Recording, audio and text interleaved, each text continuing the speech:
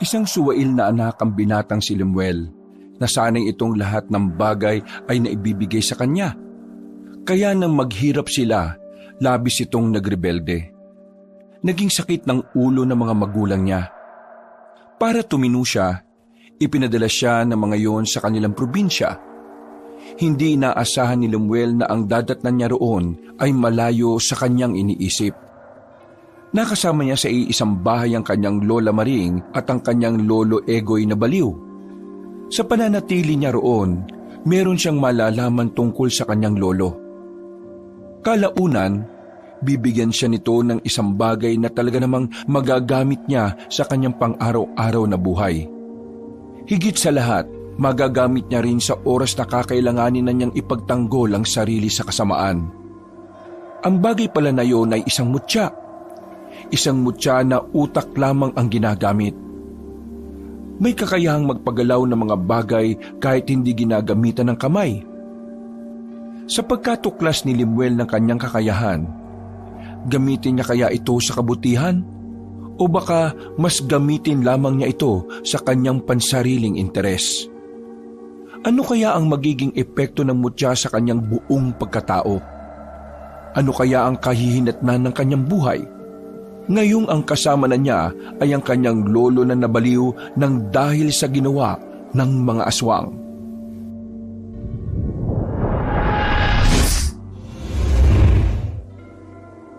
Walang kwentang buhay naman talaga to. Ano na naman ba kasing ginagawa mo dito sa bahay? Manghihingi ka na naman ba ng pera kay mama? Buisit. Wala sila dito. Umalis ka na. May mga paparating akong bisita mamaya eh. Bawal matanda dito, no? Hindi ako nandito para humingi ng pera. At wag mo akong paalisin. Ang layo ng binyahe ko tapos kaganyanin mo lang ako. Eh ano ba kasing kailangan mo? Bakit nandito ka na naman? Kailangan kong makausap ang mga magulang mo. Wala nga sila rito. Hihintayin ko.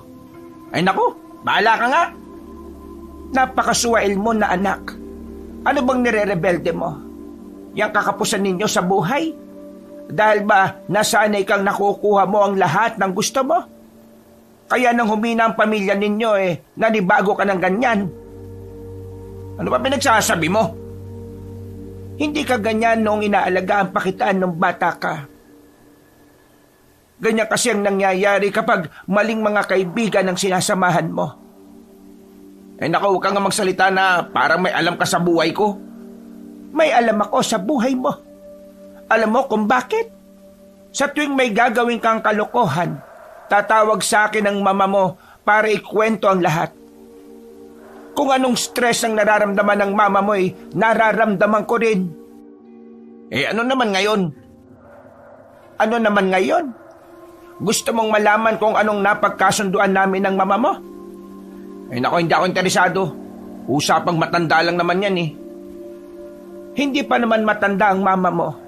Pero dahil sa stress niya sa iyo, mukha na siyang matanda. Pero sasabihin ko na sa iyo kung anong mangyayari. Nag-usap kami ng mama mo na doon ka na sa probinsya titira. Total, wala ka namang ginagawang maganda rito. Kahit na magtrabaho ay ayaw mong gawin. May tinapos ka naman sa probinsya na ako titira? Para mailayo ka sa katarantaduan mo rito sa Maynila. Sa halip na tumutol ang binata, mas lalo pang sumilay ang ngiti sa muka. Medyo nagtaka si Aling Maring sa naging reaksyon ng kanyang apo. Hindi niya alam kung bakit, pero magandang senyalis yon para sa kanya. Tuwang-tuwa ka yata. Nandun ba si Mariel? Sinong Mariel?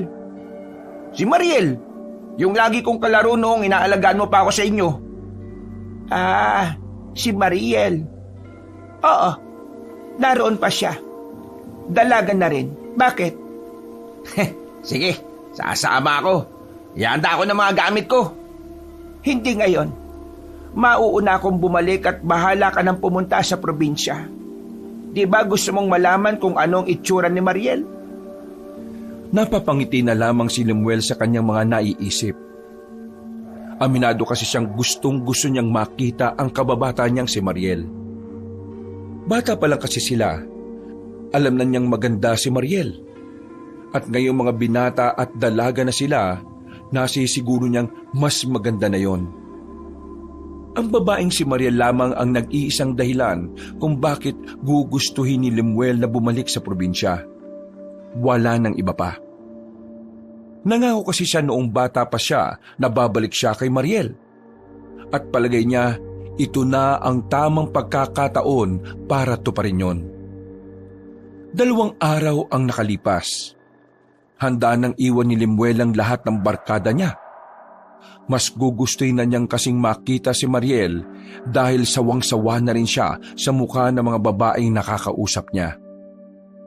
Kahit kasi nakailang nobya na si Lemuel, wala sa mga yon ang masasabi niyang handa siyang pakasalan. Tanging si Mariel lamang ang nag-iisang babae para sa kanya. Hindi nagbago ang pagtingin niya kahit maraming taon na ang nakalipas. Halos 12 oras ang biyahe ni Lemuel. Gabi na siyang nakarating sa probinsya ng kanyang lola. Nagkandaligaw-ligaw na siya sa kung saan nga ba ang baryo na dapat niyang puntahan. Halos 1 oras na siyang naglalakad sa madilim na kalsada. Nabuhayan siya ng dugo nang makita ang isang tindahan na maraming nakatambay na binatilyo. Ay nako, sa wakas, may mapagtatanungan na rin ako. Pero mukhang maangas tong mga to ah. Pero di bale, kaya ko naman balasahin tong mga to eh. Kampanting lumapit ang binata. Hindi pa man siya nakakapagsalita, isang binata rin ang lumapit sa kanya. Pagtingin niya sa lalaking yon, nakita niyang maraming tato ang nasa harapan niya. Mukhang dayo ka lang dito ah. Anong pangalan mo? Magtatanong lang ako kung saan ang baryo Agoncillo. Pero tinatanong pa kita eh. Anong pangalan mo? Bakit ko sasabihin ang pangalan ko sa'yo? Kasi sa ating dalawa, ikaw ang dayo. Ah, ganun ba? Sa Maynila kasi, sasabihin mo lang ang pangalan mo sa taong bubugbugin mo eh. Bakit? Nagbabanta ka ba? Kagaya ng sinabi ko, gusto ko lang magtanong, saan ang baryo Agoncillo? Hindi matatapos ang usapan na to kung hindi mo sasagutin ang tanong ko. Ano ang pangalan mo? Tumingin na muna si Lemuel sa mga kasamahan ng kausap niya.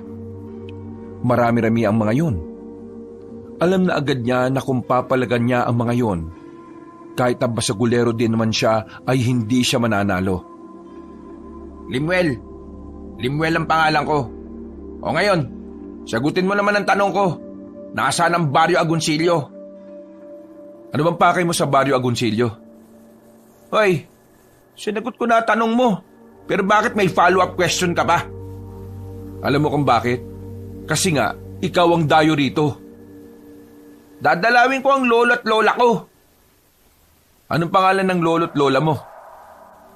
Nagtawanan na mga kasama ng lalaki. Nakakaramdam na rin ng inis si Lemuel sa mga pagkakataong ito. Kaunting-kaunti na lang ay papatulan na niya ang kausap niya. Pinagtitripan mo ba ako? Bakit? Ano naman kung oo? Naiintindihan ko na. Ang alin? Matapang ka kasi marami kayo eh. Ano sinabi mo? Bingi ka ba? Maangas ka rin pala ah. Oo, maangas ako. Magsusuntukan na sana ang dalawa nang biglang dumating ang matandang babae na si Aling Maring. Agad na lumapit sa kanila ang matanda at saka inahwat sila. Bakit ba kayo nag-aaway? Mga siraulo talaga kabataan ngayon eh, no? Hula, hindi na ako bata ah. Bigwasan ko pa tong taga Maynila na to eh. Anong la? Lola mo to? Oo, bakit? Inggit ka no? Wala ka ba lola? Kung meron man eh, baka yung lola mo pangit. Eh, ang lola mo, lola ko rin. Ha? Pangit pala ka? Apo mo rin to, la? Hindi ko naman kasi alam eh. Pareho ko kayong apo, no? Tingnan mo nga naman, iisa lang pala tayo ng lola eh. Kaya pala, maangas ka rin eh, no? Hoy, wag mo kong kausapin na parang close tayong dalawa ha. Hindi tayo magkalibel. Ikaw, Lemuel, dumating ka na pala hindi ka man lang nagsasabi. Ang totoo niyan, mag-iisang oras na akong palakad-lakad. Pinapa ako ng jeep dun sa malayo. At wala naman akong magawa kasi wala rin namang signal para tawagan ka. Ano ba kasing klaseng lugar to? Lakas makareklamo tong dayo na to Ay, sige na. Sumunod na lang kayo sa akin. Lalo ka na, Lemuel. Naggitgitan pa ang dalawa habang naglalakad. Parang mga batang nagmamaktol na kung hindi aawatin, bigla-bigla na lamang magsasabong. Makalipas lang ang halos 5 minutong paglalakad, nakarating na rin sila sa malaking bakuran. Yari na sa bato ang bahay na naroon. May taas din. Kahit na parang liblib ang kanilang lugar, ay maayos naman ang supply ng kuryente. Bumuntong hininga na lamang si Lemuel. Tinatak na kagad niya sa kanyang isip na pagtitiisan na lamang niya ang 2 matanda para lamang muling makita si Mariel. Halika na. Ikaw, Ronaldo, ikuha mo nga kami ng pagkain sa tindahan ng amiga ko. Bukas pang dating ng pera ko mula sa munisipyo Kukuha ko ng pagkain para dito sa isang to? Bisita natin siya. At hindi lang basta bisita. Dito na rin siya titira. Ano? Makakasama kong taong to sa iisang bahay? Huwag ka nang mag-inarte. Nandito yan para matuto sa buhay. Nagpakita ng kakaibang ngiti si Ronelio. Para bang may kung anong binabalak. Nagtataka naman si Lemuel sa pinsan niya. Umalis si Ronelio para mangutang ng ipapakain kay Lemuel. Umupo ang binata sa gilid at saka sumandal. Okay din pala sa bahay nyo Mukhang payapa. Sa wakas, hindi ko na rin maririnig magbunga nga si mama at papa. Bakit? Tingin mo ba hindi kita bubungangaan, tito? Diyos ko naman. Wag naman. Sawang-sawa na nga ako sa sermon Sa mga susunod na araw, pupuntahan natin ang kakilala ko. May bigasan doon. Magtatrabaho ka doon. Bakit naman ako magtatrabaho doon? Anong bakit? Malamang para matuto ka. Anong akala mo rito? Libre? Pakakainin kita rito sa poder ko, pero hindi kita bibigyan ng pera. Diyos ko. Oo na. Baka mag-sermon ka pa. Iho, hindi papabor ang kapalaran sa'yo rito. Kung sa Maynila'y suwail at rebelde ka, dito, hindi mo yan kayang gawin. Anong hindi kaya? Tingnan lang natin. Mga ilang sandali lang ay bumalik na rin si Lemuel. May dala itong dilata na siya namang niluto ni Aling Maring. Habang nasa bakuran ng kanilang lola, nilapitan ni Ronelio si Lemuel. Hoy, salapag ka lang matutulog Ako sa papag. Huwag kang mag-inarte porke taga Maynila ka. Kahit saan ako matulog, okay lang no? Mukha kasing hindi ka ba nakakaranas ng malambot na higaan Alam mo yata magiging masarap ang buhay mo rito O bakit? Pahihirapan mo ba ako? Ano ba sa tingin mo? Hoy, kayong dalawa riyan. Umayos-ayos kayo Baka magising ang lolo nyo sa lakas ng mga boses ninyo. Nasa na nga pala si lolo natin? Gusto mo talaga makita yung taong sisira na katinuan mo? Pinagsasabi mo? Hindi na nagsalita pa si Ronelio at umakyat na lamang sa itaas. Napailing na lamang si Lemuel. Napatingin din siya sa isang pinto na malapit sa banyo. Doon ang silid ng 2 matanda. Bagyang nakabukas ang pinto, kaya nakita ni Lemuel ang paa ng matandang lalaki. Lumapit siya roon. Tinulak niya ng marahan ng pinto. Nakita niyang mahimbing na natutulog ang matandang si Egoy. Ito pala yung matandang lolo ko. Napangisi na lamang siya at saka umalis na rin. Mga ilang sandali lang ay sabay-sabay na rin silang kumain. Pagkatapos ay tumungo na rin si Lemuel sa silid nila sa itaas. Medyo malaki naman ang silid, pero maliit lang ang papag. Kaya naman talagang walang balak na makipagsiksikan si Lemuel kay Ronelio. Mas gugustuhin niya pang sa sahig. kesa magkapalitan pa sila ng muka ng kanyang pinsan. Naglatag na lamang ng banig ang binata. Isang unan lang ang binigay sa kanya ni Ronelio. Hindi na lang din siya umangal para wala ng away. Gustong-gusto na rin kasi niyang matulog. Pahinga ang gusto niya at hindi ang pakikipagbangayan. Bukas ng umaga, mag-igib ka ng tubig sa drum, ha? Bakit di mo gawin? Ikaw nakaisip eh. Matuto kang kumilos dito. Hindi ka prinsipe dito, ha? Ay naku, manahimik ka na nga lang. Gusto ko na magpahinga, no? Talagang sinusubukan mo ako, ha? Sige lang. Nakaidlip na si Lemuel maya-maya lang.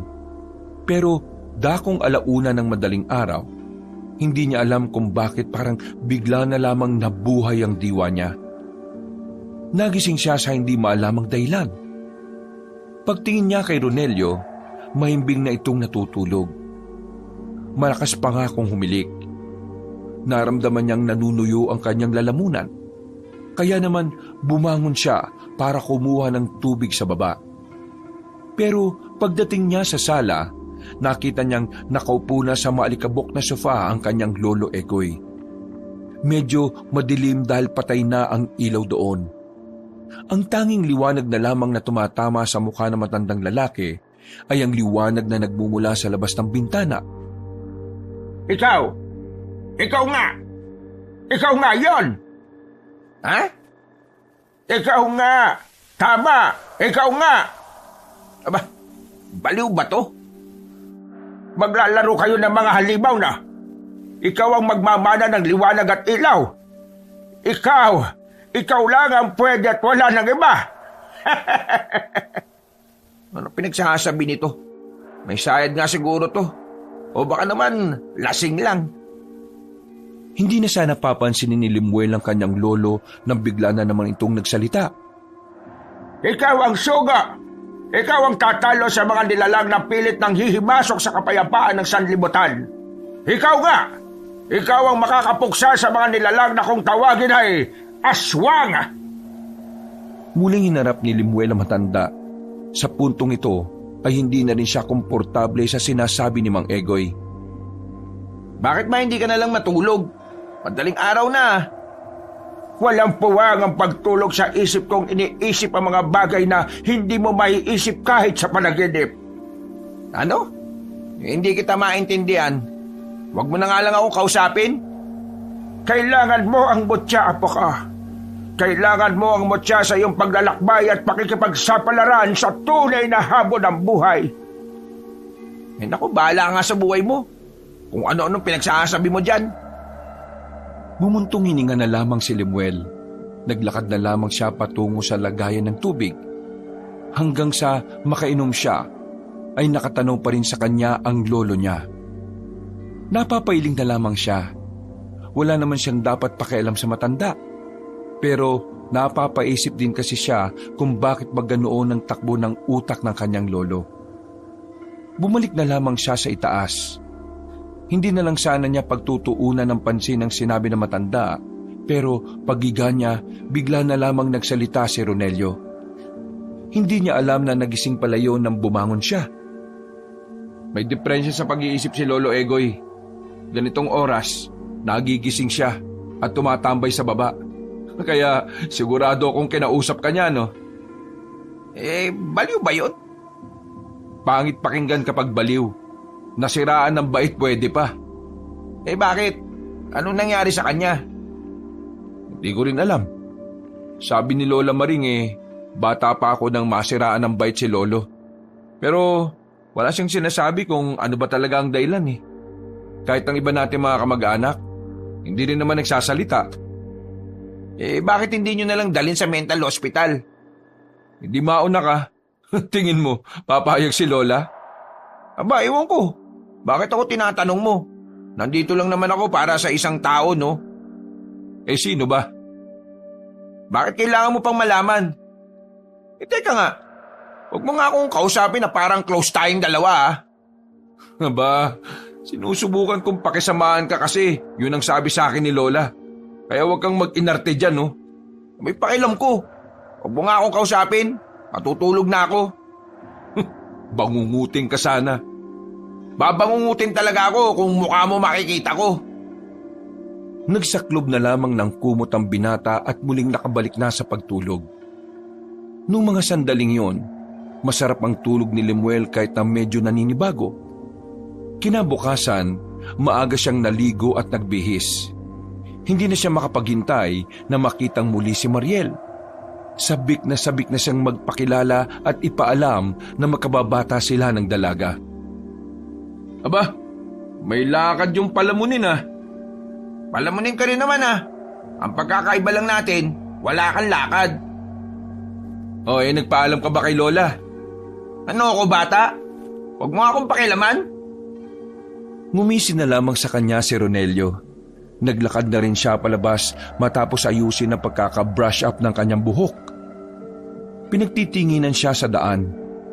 Hindi kasi pamilyar ang mukha niya sa mga taga roon, kaya alam agad ng ibang mga tambay na taga Maynila siya.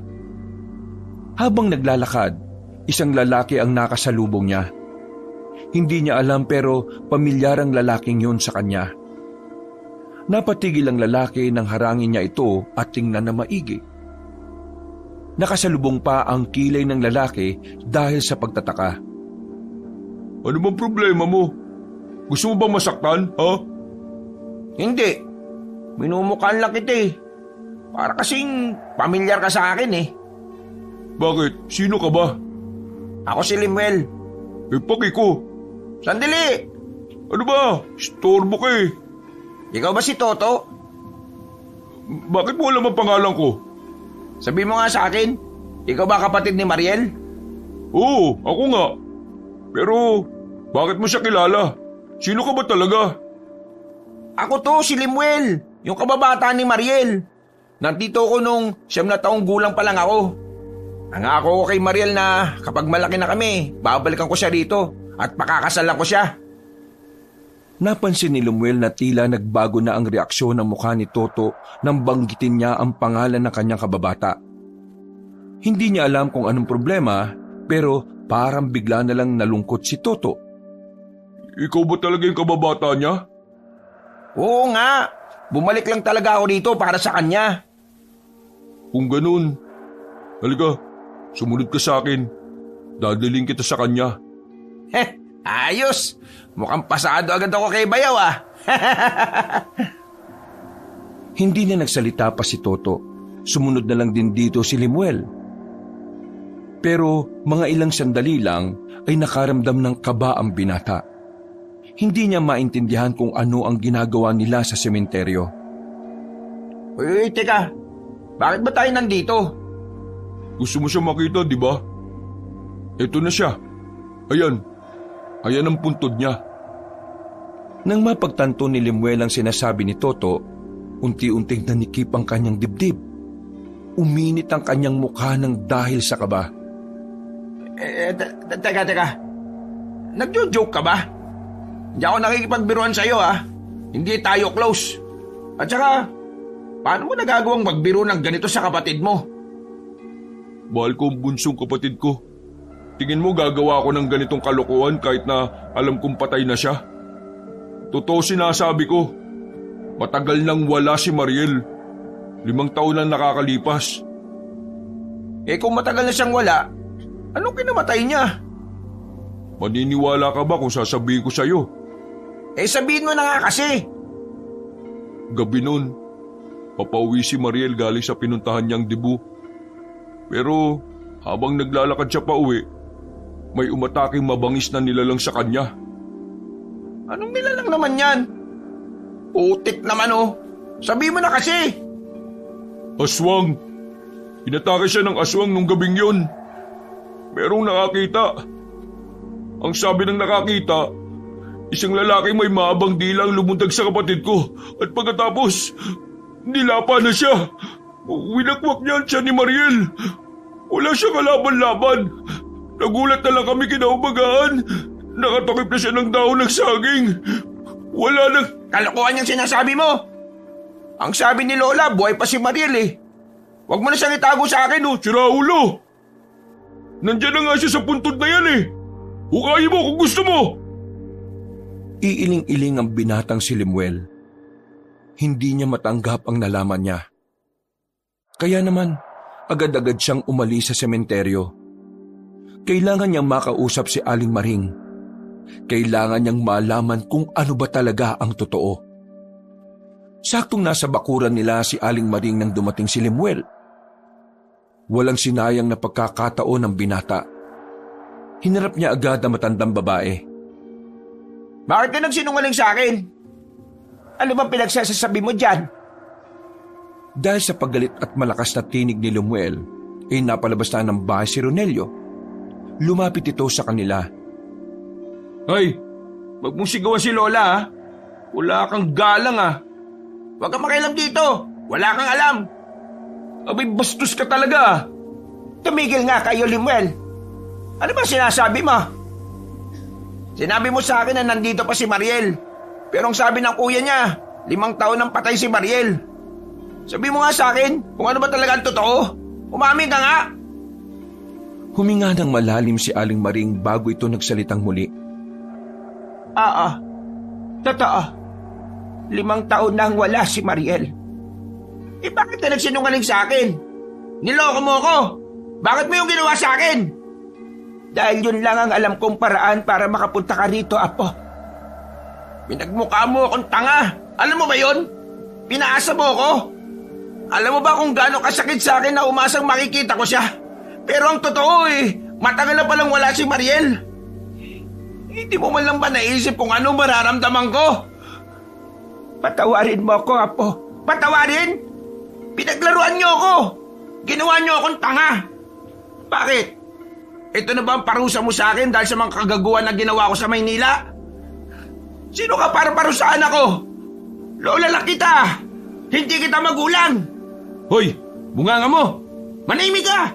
Hindi kita kinakausap. Wala kang alam dito kaya huwag kang sumabat. Binabastos mo na yung taong nag-alaga sa akin Hinawakan ni Ronelio sa kwelyo ang binatang si Lemuel. Idinikit nito sa dingding. Galit na galit si Ronelio. Nanlalaki ang mga mata nito at nanlilisik. Wala kang karapatan na mambastos dito ha. Sampid ka lang dito. Sinapak ni Ronelio si Lemuel sa muka. Susundan pa sana nito ng maraming suntok ang binata pero biglang narinig nilang nagsalita si Mang Egoy. Napatigil sila. Tinulak ni Lemuel ang kanyang pinsan at natuon ang atensyon nila sa matandang lalaki. Huwag kayong mag-away. Hindi niyo ba alam na ang lalaking yan ang magiging tagapagmana ng mutya? Egoy, magpahinga ka na nga muna sa silid natin. Sige na. Hindi niya mapipigilan ang nakatadhada sa kanya. Nakaguhit na yun sa propesiya ng mga bathala. Ikaw nga, ang apo kong galing ng Maynila. Ikaw ang magiging pag-asa ng baryong ito. Ano pinagsasabi nitong baliw na to? Sige na, Ronelio. Dalhin mo muna ang lolo mo sa kwarto namin. Pagdating ng kabilugan ng buwan, ang mutya ay biglang magkakaroon ng buhay. Magiging aktibo muli ang kanyang diwa. At kapag nangyari yon, ikaw na aking apo na taga Maynila, ikaw ang magiging liwanag sa gitna ng kadiliman. Ay nakolo, malabo yung sinasabi nyo. Sira ulo yan Tara na nga lo, dadali na kita sa silid nyo para makapagpahinga ka na. Naiwan na lamang si Lemuel at Aling Maring. Hindi pa rin humuhupa ang sama ng loob ng binata. Pero kahit na papaano ay kumalma na rin ito. Binigyan siya ni Aling Maring ng kape. Magkaharap na sila ngayon sa lamesa. Handa ng ikwento na matandang babae ang tunay na nangyari kay Mariel. 2 araw bago mangyari ang lahat, kinausap ako ni Mariel. Nagtaka nga ako noon kasi hindi naman kami malapit sa isa't isa. Ang alam ko lang, dati mo siyang kalaro. Ang sabi niya sa akin, isang gabi na siyang may nararamdaman na parang may sumusunod sa kanya. Kapag natutulog naman siya, pakiramdam niya merong nagmamasid sa kanya. Sinubukan niya pang humingi ng tulong sa kilalang albularyo dito sa amin noon. Pero pati yung albularyo napahamak. Pinatay din siya. Dahil sa nangyari, natakot si Mariel. Umalis siya ng bahay nila para sana lisanin na ang baryong ito. Pero ang hindi ko alam, bakit pa siya bumalik ng baryo? Sinasabi mo ba sa akin na yung dintik na aswang ang gumawa ng lahat ng yon? Oo, Kalokohan! Hindi totoong aswang! At kahit na kailan, hindi yun magiging totoo! sa ayaw at sa gusto mo, totoo ang mga aswang. Napakamoderno na ng mundong ito, no? Baka nga sa susunod na taon may lumilipad ng sasakyan Hindi kita pipiliting maniwala. Pero ito lang ang sasabihin ko. Halos lahat ng tao dito sa baryong ito alam ang tungkol sa aswang. Halos karamihan ay nakakita na ng aswang. Ang aswang na mismong pumaslang kay Mariel. Tama na! Di ako maniniwala sa'yo. Aalamin ko ang totoo. Aalamin ko kung ano ba ang talagang nangyari kay Mariel. Tumakbo palabas ng bahay ang binatang si Lemuel. Bad trip na bad trip siya sa kanyang lola Maring. Hinahanap niya ulit si Toto pero hindi niya yung makita. Kaya naman halos lahat ng taong nadadaanan niya, tinatanong niya tungkol kay Mariel. Pero sa lahat ng napagtanungan niya, iisa lang ang sinasabi sa kanya. Walang iba kundi ang aswang. Banas na banas si Lemuel. Hindi kasi yun ang gusto niyang marinig mula sa mga tao. Ang inaasahan niyang magiging sagot sa kanya ay ang mga siraulong tao na pumaslang sa kanyang minamahal na babae. Wisit! Bakit ba lahat sila ganun ang sinasabi? Nako! Wisit na buhay to. Nasayang lang pagpunta ko dito. Lahat siraulo! Habang nagmamaktol sa kanyang paglalakad, nakasalubong na naman niya si Toto. Muntikan pa siyang madula sa pagmamadali. Oh, ikaw na naman? Sabihin mo nga sa akin ng totoo. Sino ba talagang pumaslang kay Mariel? Sino? Bakit ba ang tigas ng bungo mo? Kasasabi ko lang kanina na aswang nga, di ba? Ipapaliwanag ko pa nga sa'yo, kaso bigla ka nalang umalis. Hindi kasi ako naniniwala May ibang taong pumaslang sa kanya. Aswang nga ang pumaslang sa kanya. Nakita ng lolo namin at ng iba pang residente. O sige, sabihin na natin aswang. Pero kung nakita nila, bakit hindi man lang nila tinulungan si Mariel? Mabangis ang aswang. Natakot sila na baka pati sila madamay kung makikialam sila. Kalokohan! Hahanapin ko yung tunay na pumaslang sa kanya. Di bala ka sa buhay mo. Kung ayaw mong maniwala, buhay mo naman yan Galit na umalis si Toto.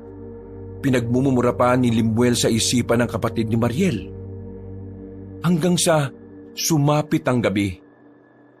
Naginanakit pa rin ang kanyang kalooban. Hindi niya pa rin matanggap ang mga naririnig niya. Umuwi siya sa bahay ng kanyang lola.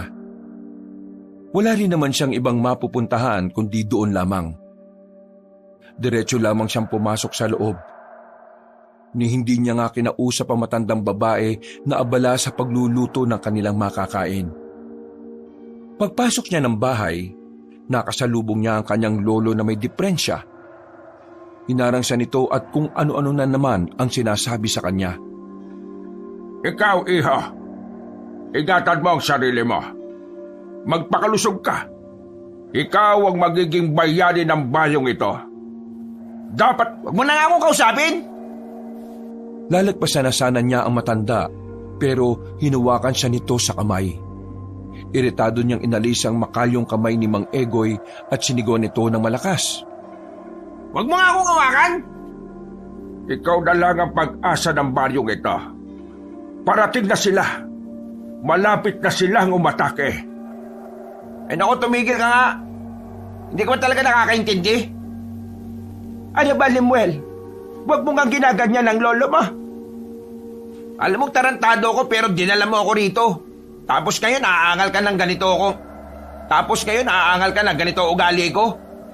Kasalanan mo to Kung hindi mo na lang sana sinabi na dadalin mo ako rito, hindi ko na sana naisip pa ulit si Mariel. Tingnan mo nangyayari sa akin ngayon. Pakiramdam ko mababaliw ako eh. Umaasa ako na sana hindi totoo sinasabi ninyo. Kasalanan mo to eh. Kaya wala kang karapatang magreklamo sa akin.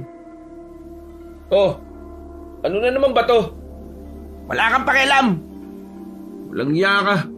Napupuno na ako sa'yo ha. Bisit na ako sa'yo. Biglang sinapak ni Ronelio si Lumuel sa muka.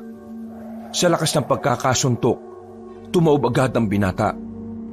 Walang nagawa si Aling Maring sa kanila. Habang si Mang Egoy naman ay patawa-tawa lang sa gilid. Walang alam sa nangyayari. Tumigil na nga kaya. Hindi la. Dapat maturuan ng leksyon tong siraulong to eh. Punong-puno na ako dito eh. Nagpakawala pa ng maraming suntok si Ronelio. Kahit sumasalag-salag pa ang binatang si Lemuel, tumatagos sa braso niya ang mga suntok. Dumugo na ang nguso niya. Nakakaramdam na rin siya ng hilo ng tigilan siya ni Ronelio. Hindi mo ba alam kung sino ako sa baryong ito? Ako ang numero 1 tarantado dito. Pero dahil nagmamakaawa sa akin si Lola na huwag kang patulan, sinunod ko ang sinasabi niya. Pero iba na ngayon. Hindi ko hahayaan na babastos-bastusin mo lang si Lola. Lalong-lalo na si Lolo. Wala kang galang. Hindi mo alam na dahil sa matandang yan, kaya tayong lahat nandito sa mundo? Umalis na sa ibabaw ni Lemuel ang kanyang pinsan. Sinubukang tumayo ni Lemuel pero muntikan pa siyang matumba. Buti na lamang ay nakahawak agad siya sa pader. Bumuntong hininga na lamang si Lemuel at saka bahagyang natawa. Kaya nyo pala ako dinala rito ha. Para araw-araw ipabugbog ako sa numero 1 tarantado ng balyong ito. Hindi. Kaya ka nandito dahil alam kong kailangan mong... Hindi! Huwag ka na magsalita! Gets ko na! Gets ko na! Maglalakad na sana palabas si Lemuel, pero bigla na lamang siyang nawala ng malay. Naramdaman na lamang niyang binubuhat na siya ni Ronelio. At paggising niya, nasa loob na sila ng pagamutan. Nasa gilid niya si Aling Maring. Sa bandang pintuan naman, nakasandal doon ang pinsan niyang si Ronelio. Nasaan ako? Nandito ka sa ospital sa bayan. Ang sabi ng doktor, wala naman daw seryosong galo sa mukha mo. Pumutok lang ang labi mo. Tapos, kaya ka nawala ng malay dahil kulang na kulang ka na sa kinakain. Di ba, yung taong yan ang bumugbog sa akin? Bakit yan nandito? Siya ang nagdala sa iyo rito. Hindi naman kasi kita kayang bitbitin. Ngumisi na lamang si Lemuel. Galit pa rin siya kay Ronelio. Binabangungot ka ba kanina? Naririnig ka kasi naming parang umuungol. Sa tanong na yun ng kanyang lola, may naalala siyang isang senaryo. Nabalikan niya sa isip ang isang nakakatakot na nilalang na humahabol sa kanya. Isang aswang.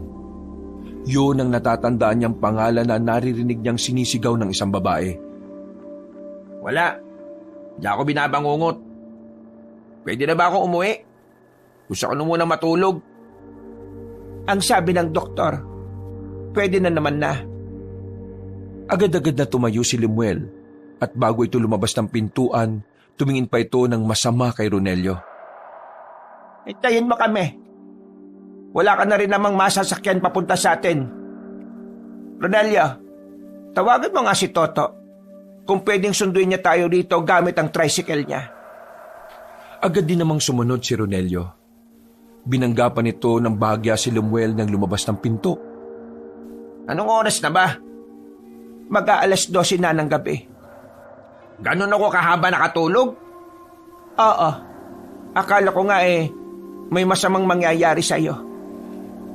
Pero sabi ng doktor wala naman. Maging sila hindi rin alam kung bakit ang haba mong nakatulog. Hindi na lamang pinansin ni Lemuel ang sinabi ng matanda. Naglakad na lang din siya sa pasilyo. Merong nakabanggaan si Lemuel na isang babae. May itsura ang babae. Maganda at sexy. Mukhang maamo ang mukha. Pero kahit na ganon, wala siyang pakialam.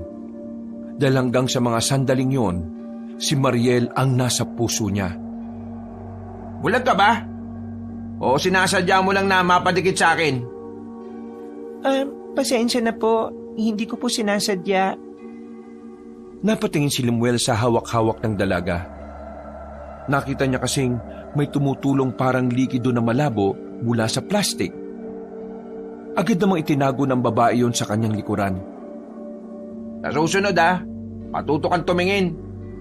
Pasalamat ka, babae ka. Baka binangga pa kita ng malakas kong lalaki ka. Pasensya na po talaga. Malis ka na nga sa harapan ko. Baka di kita matansya. Nagmamadaling umalis ang babae.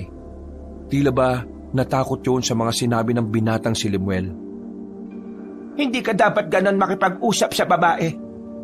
Hindi ako mabait sa mga tatanga-tanga, no? Pasensya na.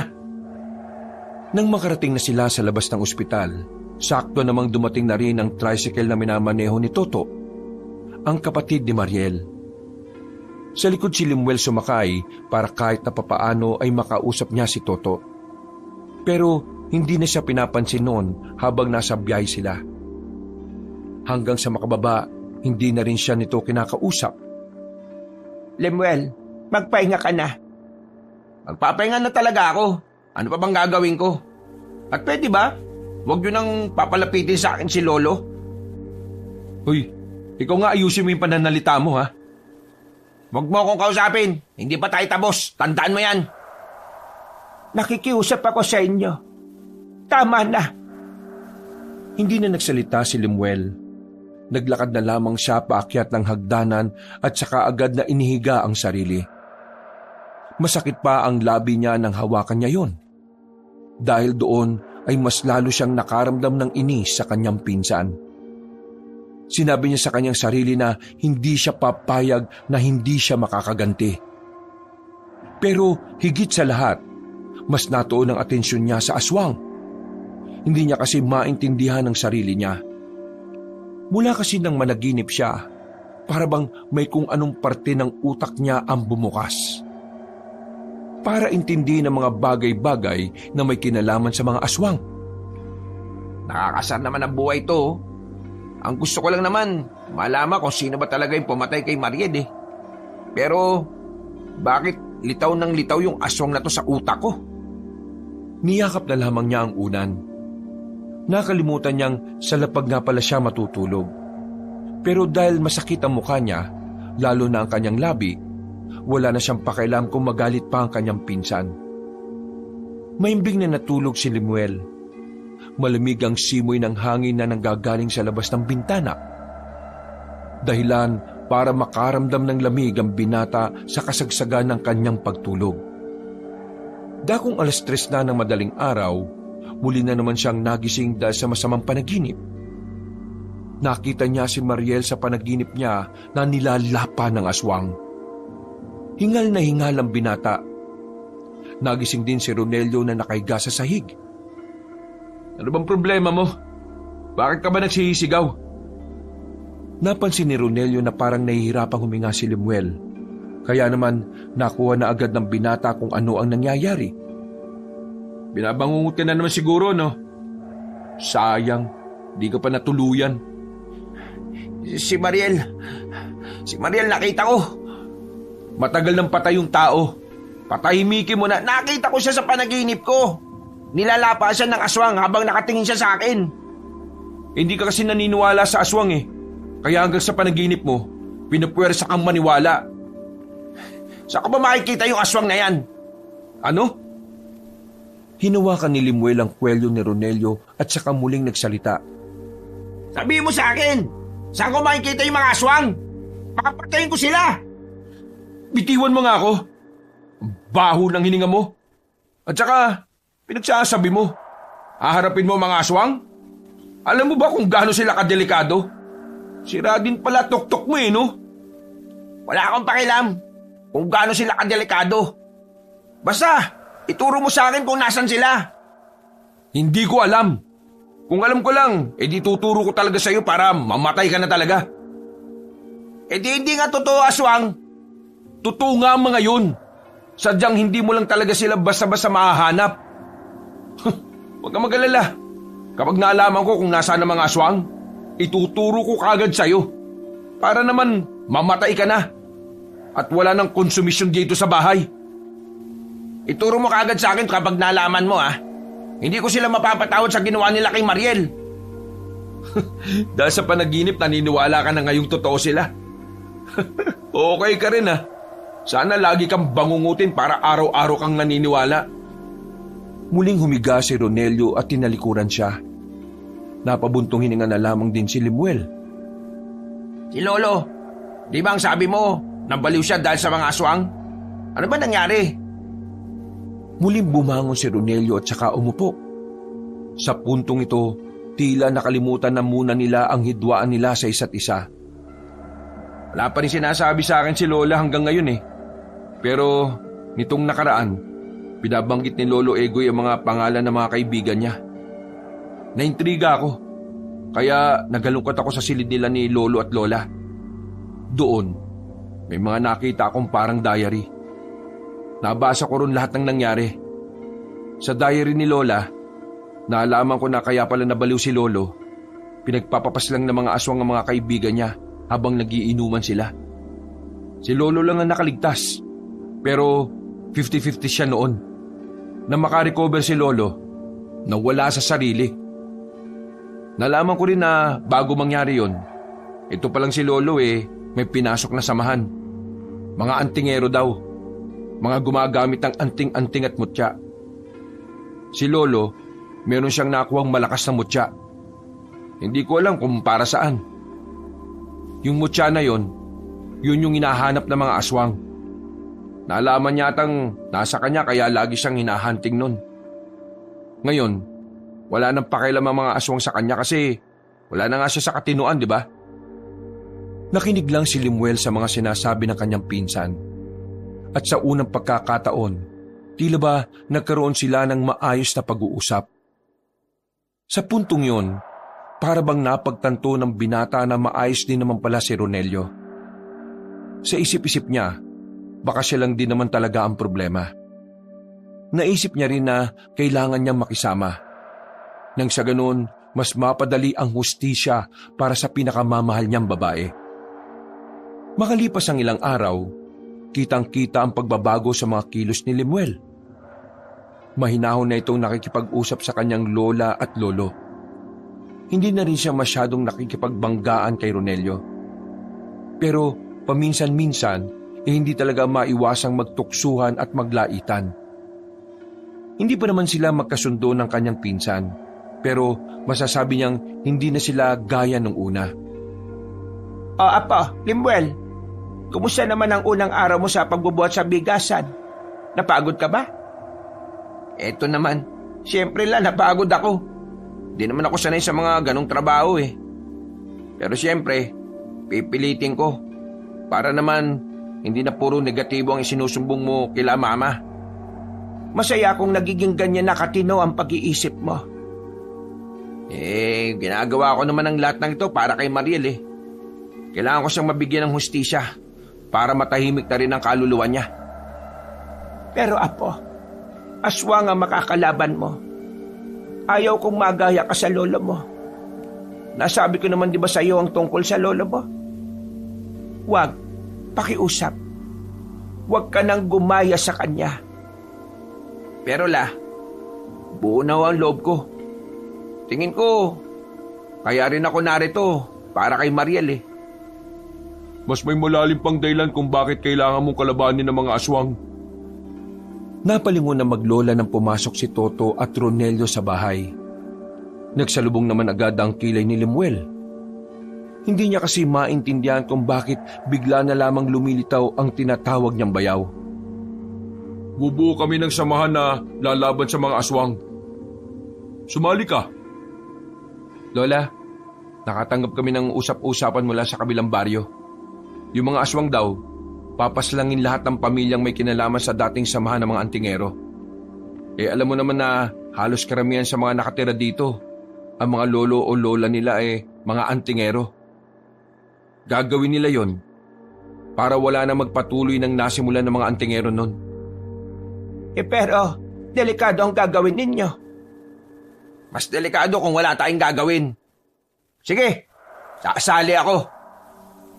Limuel, alam kong gustong-gusto mong makalaban ng mga aswang dahil sa kapatid ko. Pero gusto ko lang din ipaalala sa'yo na mas magandang mas isipin mo ang kapakanan ng mas nakakarami.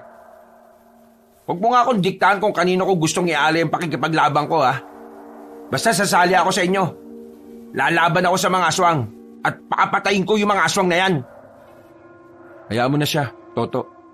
Ang mahalaga may pandagdag tayo sa mga miyembro. Isasali ko rin yung tropa ko. Diyos ko, kinakabahan ako sa mga ginagawa ninyo. Lola, Tingin ko dapat sabihin nyo na kay Limuel yung tungkol sa mutya. Nagbagong reaksyon ng mukha ni Aling Maring sa sinabing yon ni Ronelio. Tila ba hindi to handa? Mahalata sa mukha nito ang pagdadalawang isip. ano ba yung tungkol sa mutya na yan? Sige, sasabihin ko na rin. Total, eto naman ang madalas na banggitin ni Egoy. Huminga na muna ng malalim si Aling Maring. Naupo ito sa gilid. Noong may makuhang mutya ang lolo mo, ay lagi na siyang sinusundan ng mga aswang. Yun ang dahilan kung bakit ayaw kong sa iyo mapunta ang mutya na sinasabi ninyo. Mula nang mawala sa sarili si Egoy, binibigkas niya palagi ang pangalang Limlim. Akala ko nung una, wala lang. Pero noong tumagal, nabanggit na ng buo ang pangalan mo. Limuel. At ayon sa lola mo, isa sa mga kamag-anak natin ang makakagamit ng mutya. At ikaw ngayon. Ha? Bakit ako nasa Maynila naman ako?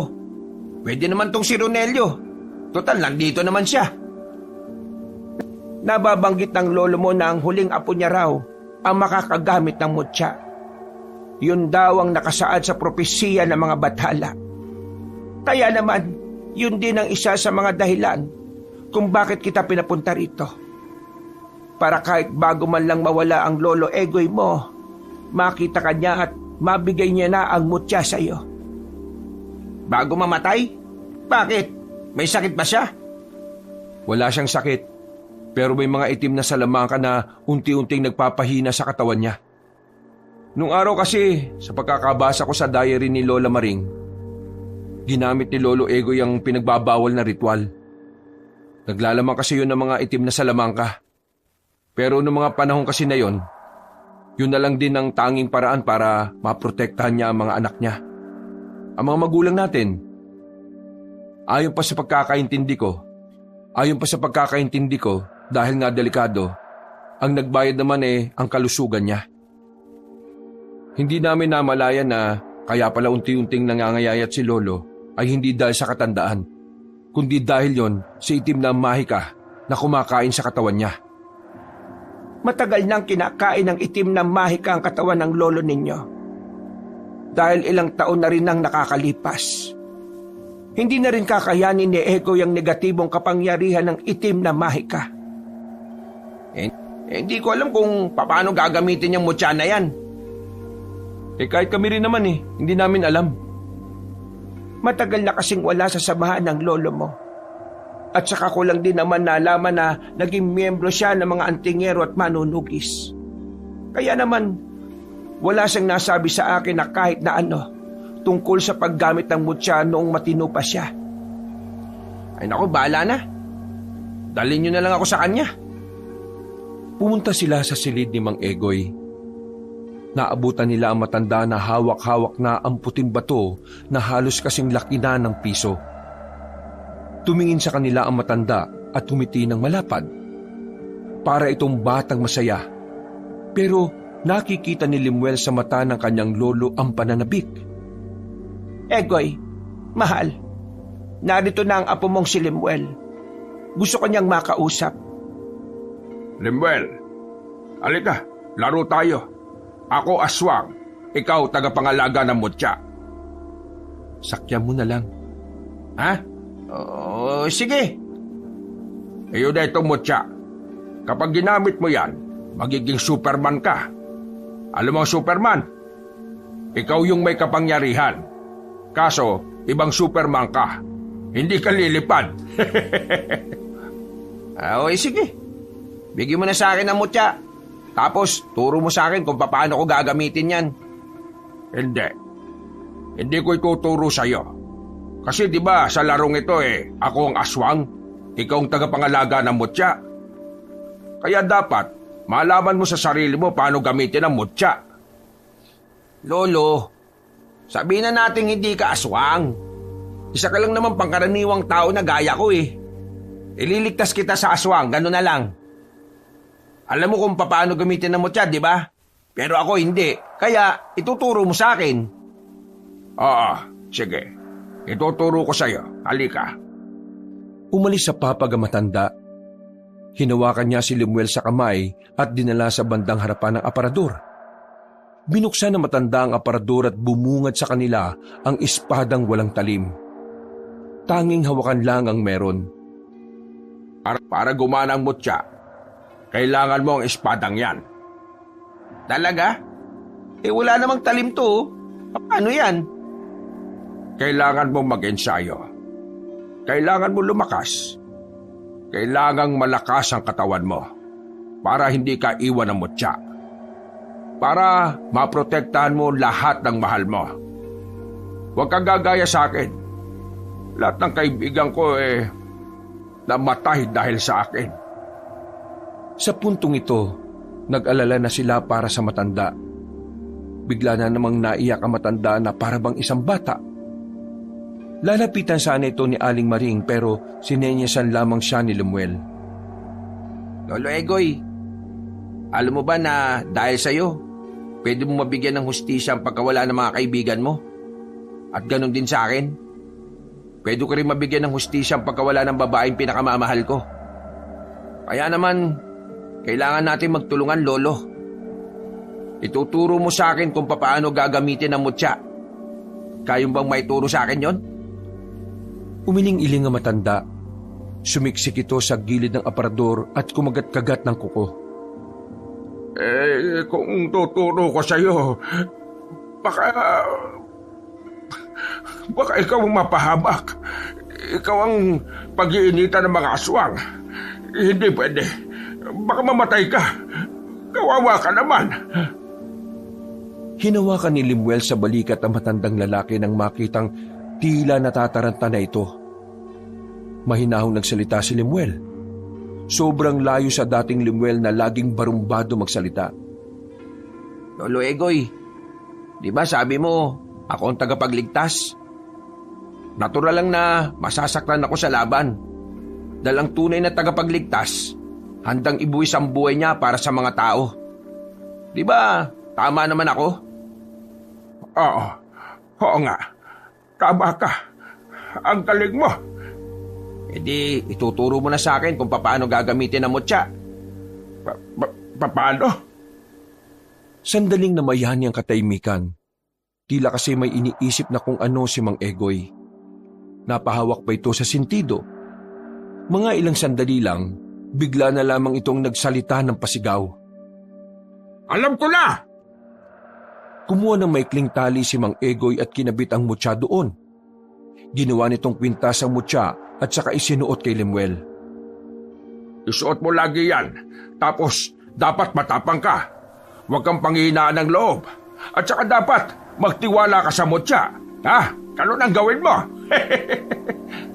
Yun lang ba ang gagawin ko? Magtiwala. Tama. Pagkatiwalaan mo ang mutya. Lo, ano pa ang kailangan kong gawin? Wala na. Basta magtiwala ka lang sa mutya. Ang mutya ang siyang pag-asa. Ang mutya lang. Tumawa-tawa ang matanda. Niyakap na naman ito ang unan at saka dinuyan ng unan na parang sanggol. Tingin ko naman, wala ka nang dapat pang intindihin pa, kundi palakasin ang katawan mo. Yun ang tingin kong gusto niyang sabihin. Kung ganon, wala namang problema sa akin yun. Kailan ba ako magsisimula? Bukas, darating ang mga taong gagabay sa atin. Sila ang magtuturo sa atin kung papaano haharapin ang mga aswang. Matapos ang pag-uusap na yon, tila mas lalong naliwanagan ng kaisipan ni Lemuel. Mas lalo niyang napagtanto ang kahalagahan ng responsibilidad na nakaatang sa kanyang balikat. Dahil din dito, tila ba unti-unti na ring tumino ang kaisipan ng binata. Kinabukasan, isinama na nga siya ni Ronelio at Toto. Habang naglalakad, nagbabangayan na naman ang dalawa. Talaga dapat ang mag-iigib ng tubig kanina eh. Kaso, dahil tamad ka, ako na naman ang nag-igib. Wala ka na bang ibang alam kundi ang maging pabigat? Kung may champion na pwedeng ibigay sa'yo, alam mo kung ano? Heavyweight champion. Alam mo kung bakit? Kasi, pabigat ka nga. Eh buti nga ako, ngayon lang ako naging pabigat kay Lola eh. Eh ikaw, parang mula yata pagkabata, pabigat ka ni. Mas masaklap yun. Wow! Ako pa naging pabigat ngayon ha. Eh ako naman, hindi ako sakit ng ulo ng magulang ko. Eh ikaw, kaya ka pinatapon dito kasi hindi ka na nila kayang bitbitin eh. Ang tanda mo na, wala ka pa rin matinong trabaho. Matino trabaho ko sa bigasan no? Matino? Pero, Oh, ayan. Masakit ano? Binutukan ni Toto ang dalawa dahil dito ay natahimik ang mga yon. Napapakamot na lamang sila sa ulo nila. Kung hanggang mamaya sa pag-iensayo ay nag-aaway kayo, wala tayong mapapala. Pag tinunga kayo, parang hindi kayo magkadugo ah. Ewan ko ba dito kay Ronelio? Hinggit yata to sa akin eh, dahil mas gwapo ako sa kanya. Ha? Mas gwapo? Saan banda? Sabing tumigil na kayo, batukang uli kayo. Nakarating na rin sila sa Kalbong Palayan. Naghihintay na sa kanila ang iba pa nilang kasama. Naroon na rin ang mga miyembro ng gang ni Ronelio. Mga kasama, sisimulan na natin ang kilusan kontra sa mga aswang. Ngayong araw, magsasanay tayo sa tulong ng mga kakilala natin mula sa ibang baryo. Sila ang mangunguna sa pag-iinsayong ito. Sumang-ayon naman ang mga kasamahan nila. Kaya ilang minuto lang ay inihanda na rin nila ang pagsasanay. Aminado si Lemuel noong mga sandaling yon na para siyang tanga sa gilid. Kahit kasi anong gawin niyang panonood, hindi niya makuha-kuha ang mga tinuturo sa kanila. Interesado naman siya, pero sadyang mahina ang utak niya pagdating sa pagkakabisado. Konsumido na sa kanya si Toto. Nakakailang oras na kasi sila, pero hanggang sa mga sandaling yon, nasa pinakaumpisa pa lang si Lemuel. Uy, hindi porke may mutya ka. Hindi mo seseryosohin itong pagsasanay natin ha? Bakit? Tingin mo ba sasama ako dito kung hindi ako seryoso? Eh ba't di ka makasunod? Ano ba problema mo? Hindi ko alam. Kahit na anong gawin kong pag-aaral hindi ko pa rin matandaan kung paano eh. Mapag-iiwanan ka kung ganyan ka. Kahit may mutya ka, kung wala kang alam sa pakikipaglaban, may mahirapan ka pa rin. At kapag biglang nawala sa iyo mutya, isa ka nalang disenyo sa gilid na naghihintay na lang na kamatayan. Kaya nga mas mainam na dapat malaman mo kahit kaunti. Napakadali lang, Lemuel. Sundan mo lang yung mga tinuturo nila. Tingin ko, hindi talaga ako para sa mga ganito. Ha? Anong tingin mo sa sarili mo, genius? Bakit? Minamalit mo ba ako? Hindi naman sa minamalit kita. Alam mo kung bakit ka nagkakaganyan? Kasi hindi mo talaga alam kung bakit mo ginagawa ang lahat ng ito. Kasi pansarili lang ang rason mo kaya ka nandito. Yun ay para mabigyan ng hustisya si Mariel. Eh bakit? Di ba ganun din naman ang gusto mo? Oo, gusto ko rin mabigyan ng hustisya para sa... Gusto ko rin mabigay ang hustisya para sa kapatid ko. Pero gusto ko rin namang mailigtas sa mga pamilyang nanganganib. Alam ko na kapag nangyari yun, mas matutuwa si Mariel kung nasaan man siya. O sige na, umalis ka na muna rito. Kami na muna mag-iensayo. Bumalik ka na lang kapag maliwanag na sa iyo yung mga bagay-bagay. Nagmamadaling naglakad si Lemuel palayo. Ni hindi na siya lumingon ulit. Bumalik na lamang siya sa bahay ng kanyang lola. Pero wala roon si Aling Maring. Ang naabutan niya lamang doon ay ang kanyang lolo Egoy. Nakita niyang nasa sala ito. Tulala, may hawak na larawan. Nang pasimple siyang lumapit para silipin, nakita niya ang nasa larawan. Tingin niya, mga kaibigan niyo ni Mang Egoy na napatay ng mga aswang. Nakita niya ring habang tulala ang matanda, may pumapatak ng luha sa mga mata nito. Lolo Egoy, ayos lang ba kayo? Hindi sumagot ang matanda. Nakatingin lang ito sa malayo na parang hindi nararamdaman ang kanyang presensya. Ay nako, bakit ba ako aasang sasagot to? Aalis na sanang lalaking si Lemuel nang biglang magsalita ang kanyang lolo. Nagtaka siya dahil sa unang pagkakataon mula nang tumira siya roon. Ngayon niya lamang narinig na parang matino ang sinasabi nito. Wala man lang akong nagawa para sa kanila. Kung noong mga sandaling yun ay malakas at mahusay na akong antingero, hindi sana naipagtanggol ko sila laban sa mga aswang na yun.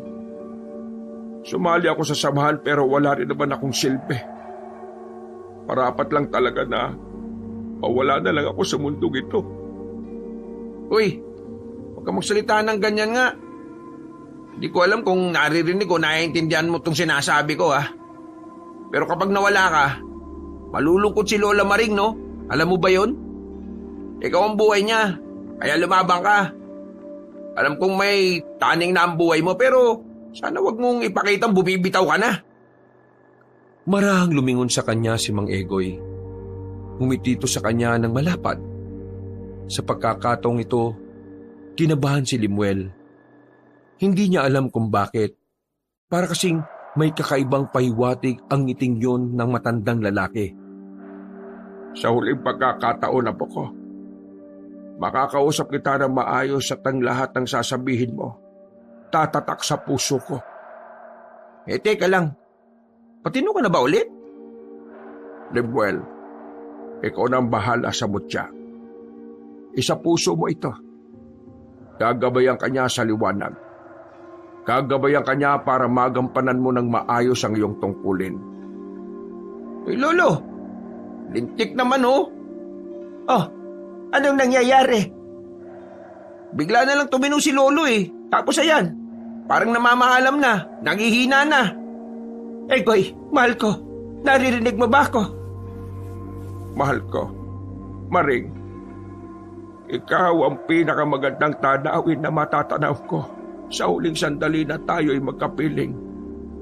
At kung ang mga matay didilat sa paraiso, ikaw pa rin ang laging laman ng aking puso, Maring. Ang pagmamahal ko sa iyo ay hindi matutumpasan ng kahit na anong kayamanan. Dadaling ko to hanggang sa kaharian ng kalangitan. Mahal ko, kung gusto mo nang magpahinga, hindi na kita pipigilan. Maraming salamat sa maraming taon na nakasama kita. Hindi kita makakalimutan kahit na kailan. Ikaw pa rin ang ititibok ng puso ko hanggang sa huli. Hinaplos ni Aling Maring ang pisngi ng matandang lalaki. Ngumiti naman si Mang Egoy. At kalaunan, tuluyan na nga itong pumikit. Naiyak na lamang si Aling Maring. Maging si Lemuel na dating matigas ang puso, na malaya na lamang niyang tumutulo na rin ang kanyang luha. Utik, naiyak na rin tuloy ako Maluwag namang natanggap ni Aling Maring ang pagkawala ng kanyang asawa. Maging ang mga kamag-anakan nila ay ganun din ang naramdaman. Kinabukasan lang din na iburol na ang matandang si Egoy. At dahil nga sa banta ng mga aswang, 2 araw lang ay inilibing na kagad si Mang Egoy. Ngayon, nakaharap sila sa libingan ng matanda, nakakasimento lang ng lapida. Magkakatabi ang maglolola. Naalala ko noon, ang sabi ni lolo ninyo, bago siya mawala. Gusto niyang bumalik ang katinuan niya. Sisikapin niyang matandaan ng huling mga sandali niya sa mundong ito na kasama tayo. At yun nga ang ginawa niya. Ngayon pa lang, namimiss ko na si Lolo. Tahimik lang si Limuel noong mga sandaling yon, habang pinagmamasdan niya ang lapida. Dito na nabuhay ang bagong pananaw sa kanyang utak. Ronelio, tingin ko, alam ko na ang pinakadahilan kung bakit ko gustong labanan ng mga aswang. Nagkatinginan si Ronelio at Aling Maring. Pagkatapos ng senaryo sa sementeryo, agad na tinungo ni Limuel at Ronelio si Toto. Oh, bakit sumama ka pa? Walang kasama si Lola sa bahay. Si Lola Maring ang nagsabi sa akin na sumama sa'yo. Bahala ka nga. Tumigil sila sa tapat ng bahay nila Toto. Naalala na naman ni Limuel ang dalagang si Mariel. Sa bakuran kasi na yon ay madalas silang maglaro ng kababata niya.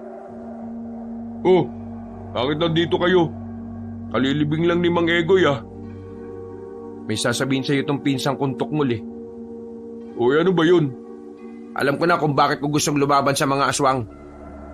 Ang dahilan, ayaw ko nang may mga taong gaya ni Lolo na umiiyak sa pagkawala ng mga mahal nila sa buhay. Ayaw ko nang may makaramdam ng naramdaman ni Lolo Egoy. Ayaw ko nang mas maraming mapahamak na gaya ng dinanas ng mga biktima ng mga aswang. Kaya ngayon, Toto, isama mo ko ulit. Magsisikap na ako.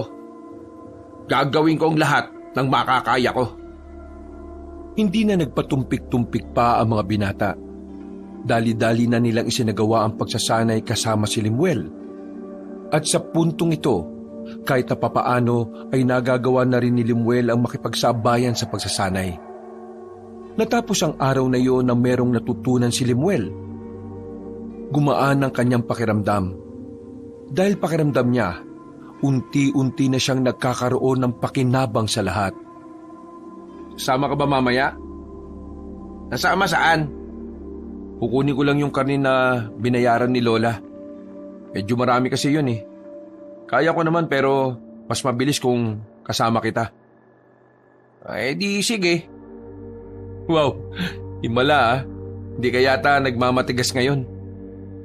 Pwede naman kasi tayo magkasundo eh. Naisip ko lang. Aba, gumagana na pala ang isip mo ngayon ah. Basta, iwasan mo lang yung ganyang mga salita kasi dyan ako napipikon eh. Di sige. Matapos ang kanilang pagsasanay, ay dumiretso na ang magpinsan sa karnihan. Sa kabilang baryo pa yung kaya medyo malayo-layo ang kanilang nilakad. Habang tinatahak nila ang gilid ng daan, nakasabay nila ang isang babae. Pamilyarang babae kay Limuel.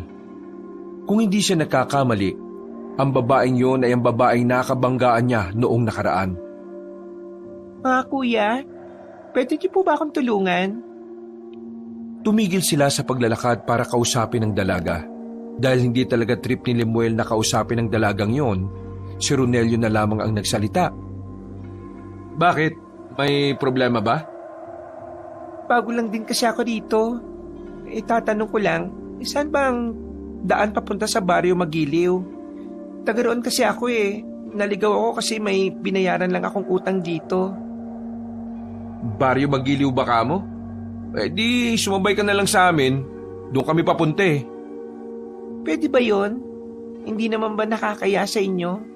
Lalo na sa kasama mo? Ay nako, wag mo siyang isipin. Ganyan talaga yan. Sumabay na sa kanila ang dalaga. Sa kalagitnaan ng kanilang paglalakad, may nararamdamang kakaiba si Limuel sa kanyang mutya. Tila umiinit ang bato sa kwintas niya. Hindi niya alam kung bakit. Bigla lang yun uminit nang makasama na nila ang babaeng si Linda. Linda nga pala ang pangalan ko. Kayo? Ako si Ronelio. Ito naman ang pinsan ko, si Limuel. Magpinsan pala kayo. Kaya pala magkamukha kayo. Magkamukha? Nako, layo ah. Maraming salamat talaga at tinulungan niyo ako. Hindi ko na kasi talaga alam ang daan pabalik eh. Wala na rin namang dumadaan na sasakyan o tricycle para maghatid sa akin. Pasensya na talaga sa abala. Wala naman yun. Siyempre, gentleman naman kami. Hindi naman namin matitiis na pabayaan ka na lang na naglalakad mag-isa. Biglang tumigil si Limuel. Nagtaka naman ng dalawa. Tumingin ng diretso si Limuel sa babae. Hinawakan niyang dalaga sa kamay. Sandali, anong ginagawa mo, kuya? Uy, Limuel, nababastos mo na siya. Akala mo ba maloloko mo ang mutya? Uy, pinagsasabi mo. Mas lalong hinigpitan ni Limuel ang pagkakahawak sa dalaga. Nang makaramdam na ang babae, agad na kumalas ito sa kanya. Hindi kita maintindihan. Ano ba sinasabi niya? Wala naman akong ginagawa masama, ah. Wala pa. Pero mamaya meron na. Limuel, magsabi ka nga. May galit ka ba dito noon pa? Matagal na ba kayo magkakilala? Sa hindi malamang dahilan, naramdaman ni Limuel ang kapangyarihan ng mutya. Tiningnan ni Limuel ang mga kahoy na nakatambak sa gilid. Pinagalaw niya ang mga yon gamit lamang ang kanyang utak. Humambalos ng kusa ang mga kahoy sa dalaga, dahilan para bumalandra ang babae. Limuel, bakit ka ba nananakit? Aswang ang babaeng yan. Ramdam na ramdam siya ng mutya.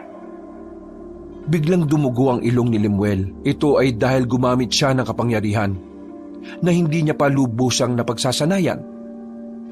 Hindi pa nakontento ang binatang si Limuel. Pinagalaw naman niya ang nakita niyang bato sa gilid. Kusang pumukol ang bato patungo kay Linda. Pero nakailag na ang dalaga sa pagkakataong yon. Ikaw na pala may hawak ng mutya na yan? Sinaswerte yata ako ngayon. Dahil kapag nakuha ko ang mutya na yan, sigurado matutuwa sa akin si Apong. Oo nga. Aswang ka nga. Sa likod ka lang. Nararamdaman kong hindi siya pangkaraniwan. Pero dumudugo ang ilong mo eh. Huwag mo akong isipin. Isipin mo ang sarili mo. Sige na, umuwi ka na. Sabihin mo sa mga kasama natin na may aswang dito. Bakit ako uuwi? Hindi naman ako natatakot dyan eh. Basta, sundin mo na lang ako. Walang nagawa si Ronelio. Tumakbo na ito pabalik, habang si Limuel naman ay hinarap ang babae. Unang kita ko pa lang sa'yo noon. Hindi na maganda loob ko sa presensya mo eh. Tama lang pala na sinungitan kita noon. Hindi kita kilala. Pero ganun pa man, ang mahalaga, nasa iyo ang mutya. Kukunin ko yan sa'yo. Hindi mo ako kilala? Sige, ipapakilala ko sarili ko sa'yo. Ako ang apo ng... Hindi na kailangan. Mamamatay ka na rin naman ngayon. Biglang nagbago ang anyo ng dalaga. Nagpakita ito ng malapad na pakpak. Pumangit na rin ang mukha nito. Bago man ito makalusob sa kanya, pinagalaw ulit ni Limuel ang mga kahoy. Humambalos ito ng maraming beses sa babaeng aswang. Pero sa mga puntong yon, tila hindi na tinabla ng babae.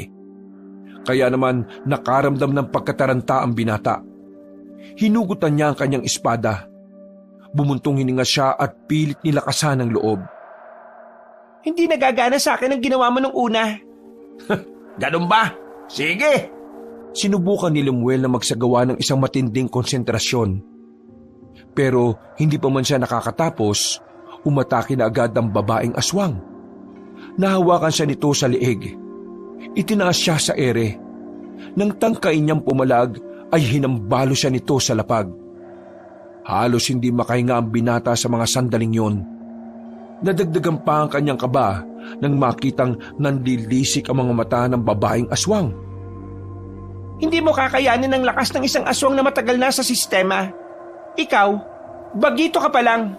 Hindi uubra sa akin ang mutya na yan. Kaya kung ako... Ibigay ko ang mutya. Ha! Mangarap ka ng tulog. Hindi ko ibibigay sa ito kahit mamuti pa mga mata mo. Bumangon ang binata. Muli niyang ginamit ang kapangyarihan ng mutya. Pero sa puntong ito, pinaangat na niya muli ang mga kahoy. Ang kulit mo talaga. Sinabi na kitang hindi tatalab ang mga yan sa akin. Hahayaan lang kitang yan ang isipin mo. Kasi iba ang gagawin ko ngayon. Nang biglang gumalaw ang mga kahoy patungo sa aswang, umabante rin si Limuel. Gamit ang kapangyarihan ng mutya, nagasa ng mabilis na pag-atake. Nalito si Linda. Hindi nito alam kung ano ang una niyang iilagan. Dahil dito, tinamaan ng babae. Sumirit agad ang dugo nito sa tagiliran. Masyado kang nakapokus sa kaya kong gawin. Nakakalimutan mong isipin kung ano yung mga hindi mo kayang gawin. Kaya naman, hindi mo napaganda ng taktika na naisip ko. Ang dami mong satsat. Nakaisa ka lang? Hindi lang ito isa. May kasunod pa to, no? Nang lumingon si Linda sa likuran, sunod-sunod namang tumama ang mga malalaking bato sa mukha niya. Kasunod nito, muling lumapit ang binatang si Limuel. 2 beses nitong nahiwa si Linda sa katawan. Dahilan para lumipad na muna ito patungo sa taas ng nalagas na puno. Oh, walang problema. Bakit parang kinakabahan ka na, ha? Hindi ako makapaniwala na ang isang taong walang alam ay nakakagamit ng isang mutya. Alam mo kung ano ang hindi mo alam? Ako ang nakasaad sa propesiya ng mga batala. Hindi ko rin alam kung bakit ako Pero wala Ako raw ang napili Hindi pa tayo tapos. Babalikan kita. Sabi mo sa amo mong si Apong, hihintayin ko siyang lumitaw. Hihintayin ko ang pagtutos naming dalawa. Alam mo ka mga muni ng pinuno. Akala mo kung sino ka? Bagito ko pa para humarap sa pinuno. Hindi na nagsalita pa si Limuel. Lumipad na rin palayo ang babaeng aswang. Sakto namang kararating lang nila Ronelio kasama ang iba pang miyembro ng samahan. Oh, bakit mo pinatakas? Anong gusto mo? Lumipad ako. Nagawa mo siyang patrasin? Malakas siya. Kung palakasan ng usapan. Hindi ako mananalo sa kanya dahil kulang pa talaga ako sa karanasan. Ginamit ko lang yung utak ko kaya ako siya nadali.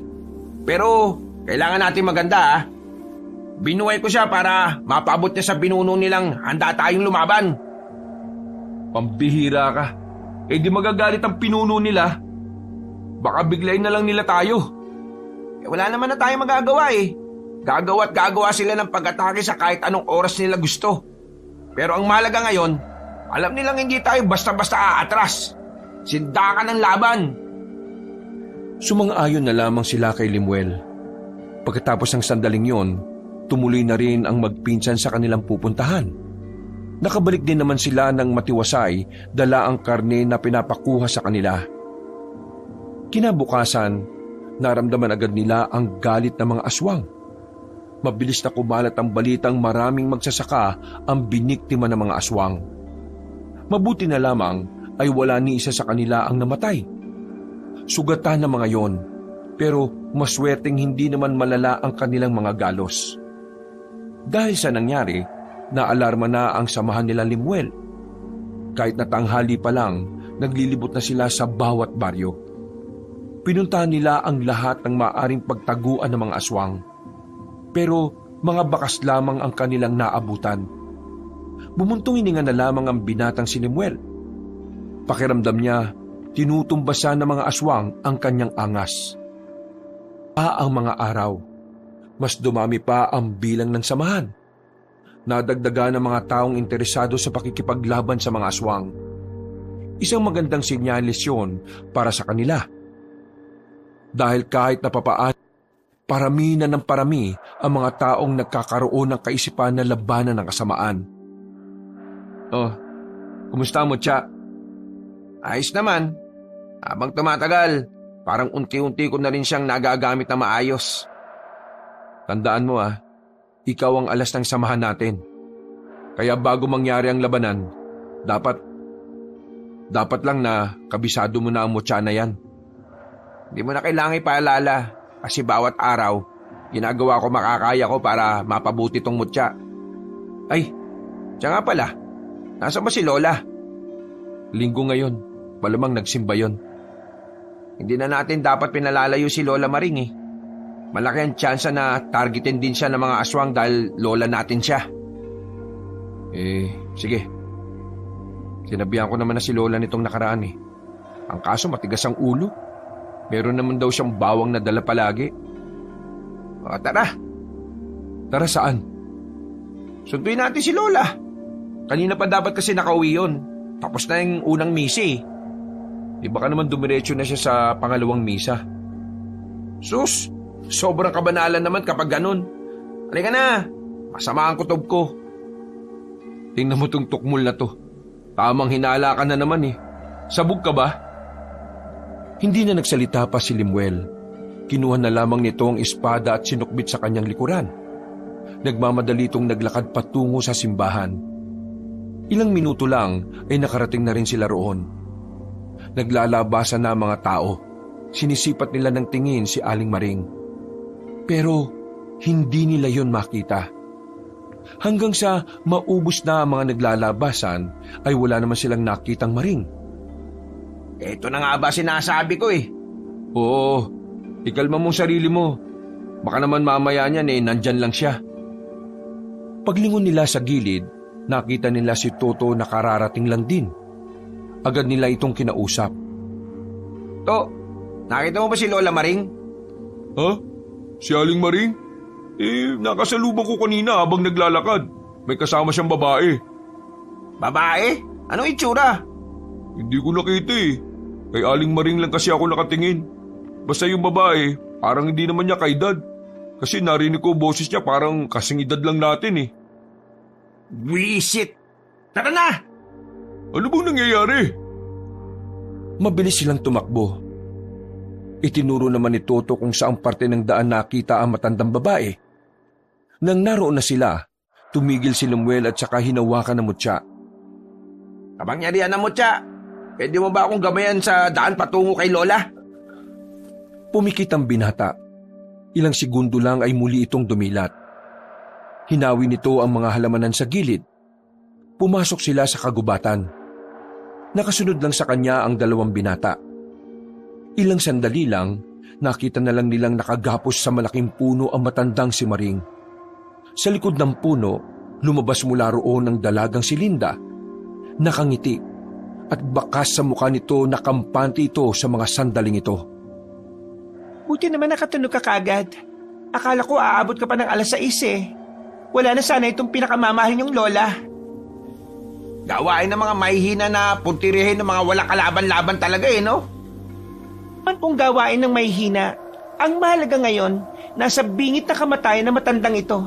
At kung hindi ka susunod sa gusto ko, mawawala sa mundo ang lola mo. Anong kailangan mong babae ka, ha? Tinatanong pa ba yan? Malamang, kailangan kong mutya na gamit mo. Ano bang meron sa mutya na ito? At bakit patay na patay kang kunin ito? Hindi mo pala talaga alam ang mutyang yan ay dating pagmamayari ng mga aswang? Nakakatawa ka.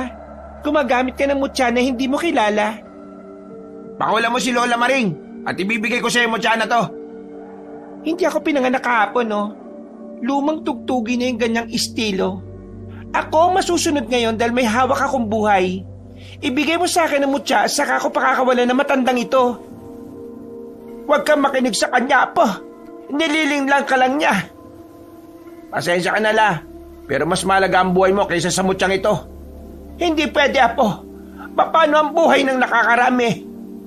Saka na natin pag-usapan ang bagay na yan kapag pinakawala ka na ng babaeng yan. Huwag ka magpadalos-dalos. Hindi mo alam kung dapat bang pagkatiwalaan ng isang yan. Limuel, mahalaga rin sa akin si Lola. Pero kapag nabasa kamay nila ang mutyang yan, tapos na tayong lahat dito. At iwala na kayo sa akin at sa kapangyarihan ng mutya. Sa sinabing yun ni Limuel ay napaisip ang dalawa. Naramdaman nilang tila may binabalak na kakaiba si Limuel. Kaya naman hinayaan na lamang nila ito kahit na medyo duda sila sa iniisip nitong ideya. Ibibigay ko sa iyo mutya, pero ipangako mo pakakawalan mo ang lola ko, ha? Ibigay mo lang yan sa akin. Ang dami mong pang sinasabi. Mangako ka muna. Oo na, pangako nga. Apo, pakiusap. Wag, magagalit ang lolo mo sa langit. Wala akong magagawa, la. Kailangan natin tong gawin. Ikaw na lang ang meron ako. Kaya hindi ko kaya na pati ikaw mawala. Hinubad na ng binata ang suot-suot nitong kwintas. Inihagis niya yon sa harapan ng dalaga. Nang makuha na yun ng dalaga, ay tuwang-tuwa ito. Halos magtatatalo nito sa ligaya. Sa wakas, Nasa akin na rin ang mutya na matagal nang pinaghahanap ng mga matatandang aswang. Ako na ang pinakamalakas ngayon. Pakawala mo na si Lola. Celebrate pa ako nagmamadali ka dyan. Kailangan mo tumupad sa pangako mo, no? Oo na, pakakawalan ko ang lola mo. Dahil mamamatay din naman kayo ngayon kasi nasa akin na ang mutya. Tinanggal ng babae ang pagkakatali ni Aling Maring. Agad din namang tumakbo ang matanda palapit sa kanila. Napayakap pa ito sa binata habang nababahira ng pag-aalala ang mukha. Ngayon, sisimulan ko nang ipasilip sa inyo ang kamatayan. Mutya, tulungan mo ako. Ipagkaloob mo sa akin ang walang hanggang kapangyarihan. Nakaabang lang sila Limuel sa mangyayari. Pero wala namang kakaibang naganap sa ginawa ni Linda. Nanatiling patay ang hawak nitong kwintas. Mutya, hindi mo ba ako naririnig?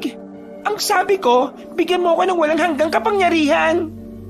Hindi Diyos sa mutya para pagkalooban ka ng walang hanggang kapangyarihan, no? Kaya hindi mangyayari ang sinasabi mo. At kahit anong kapangyarihan ang gusto mo, hindi niyan maibibigay. Alam mo ba kung bakit? Kasi nasa akin ang totoong mutya. Inilabas nito mula sa bulsa ang tunay na kwintas. Isinotyo ni Lemuel sabay ngumiti ng nakakaloko. Pero tunay na mutya nakikita ko kanina. Paano nangyari to? May kakayaan ng mutya na gumawa ng isang ilusyon na hindi basta-basta mapapansin ng aswang na kagaya mo. Paggubad ko pa lang ng mutya, nagsimula na ang ilusyon. Ipinasok ko kagad sa bulsa ko ang tunay na mutya. Pero sa paningin mo, nakita mong hinubad ko pa lang, kaya naman hindi mo talaga mapapansin ng sandaling yon. Pero sa paningin mo, nakita mo hinuhubad ko pa lang, kaya naman hindi mo talaga mapapansin ng sandaling yon. Namangha si Ronelio at Toto sa ginawa ni Limuel. Habang si Linda naman, halos umuusok na ang ilong sa sobrang galit. Dilignan mo akong tao ka! Akala mo ba, mga aswang lang ang may kakayahang manlinlang? Mas magaling manlinlang ang mga tao, no? O ngayon, ihanda mo sarili mo. Galit ang mutya sa'yo dahil pinilit mo siyang kunin. Kinuha ni Limuel ang espada sa kanyang likuran. Tatakbo pa sana si Linda pero nagulat na lamang ito nang biglang may kumapit na baging sa paanan nito. Hinila ito pabalik. Hindi mo matatakasan ang kamatayan, Linda! Walang yaka! Pagbabayaran mong ginawa mong to! Ronelio, Lola, umalis na kayo rito! La, hindi mo dapat makita ang gagawin ko! Tumango na lamang ang matanda at kasama na nito si Ronelio na naglakad. Si Toto na lamang ang naiwang kasama ng binata. Itong gagawin ko ay para sa mga magsasaka na dinamay ninyo. Wala silang kalaban-laban sa inyo pero sila ang ginulo ninyo.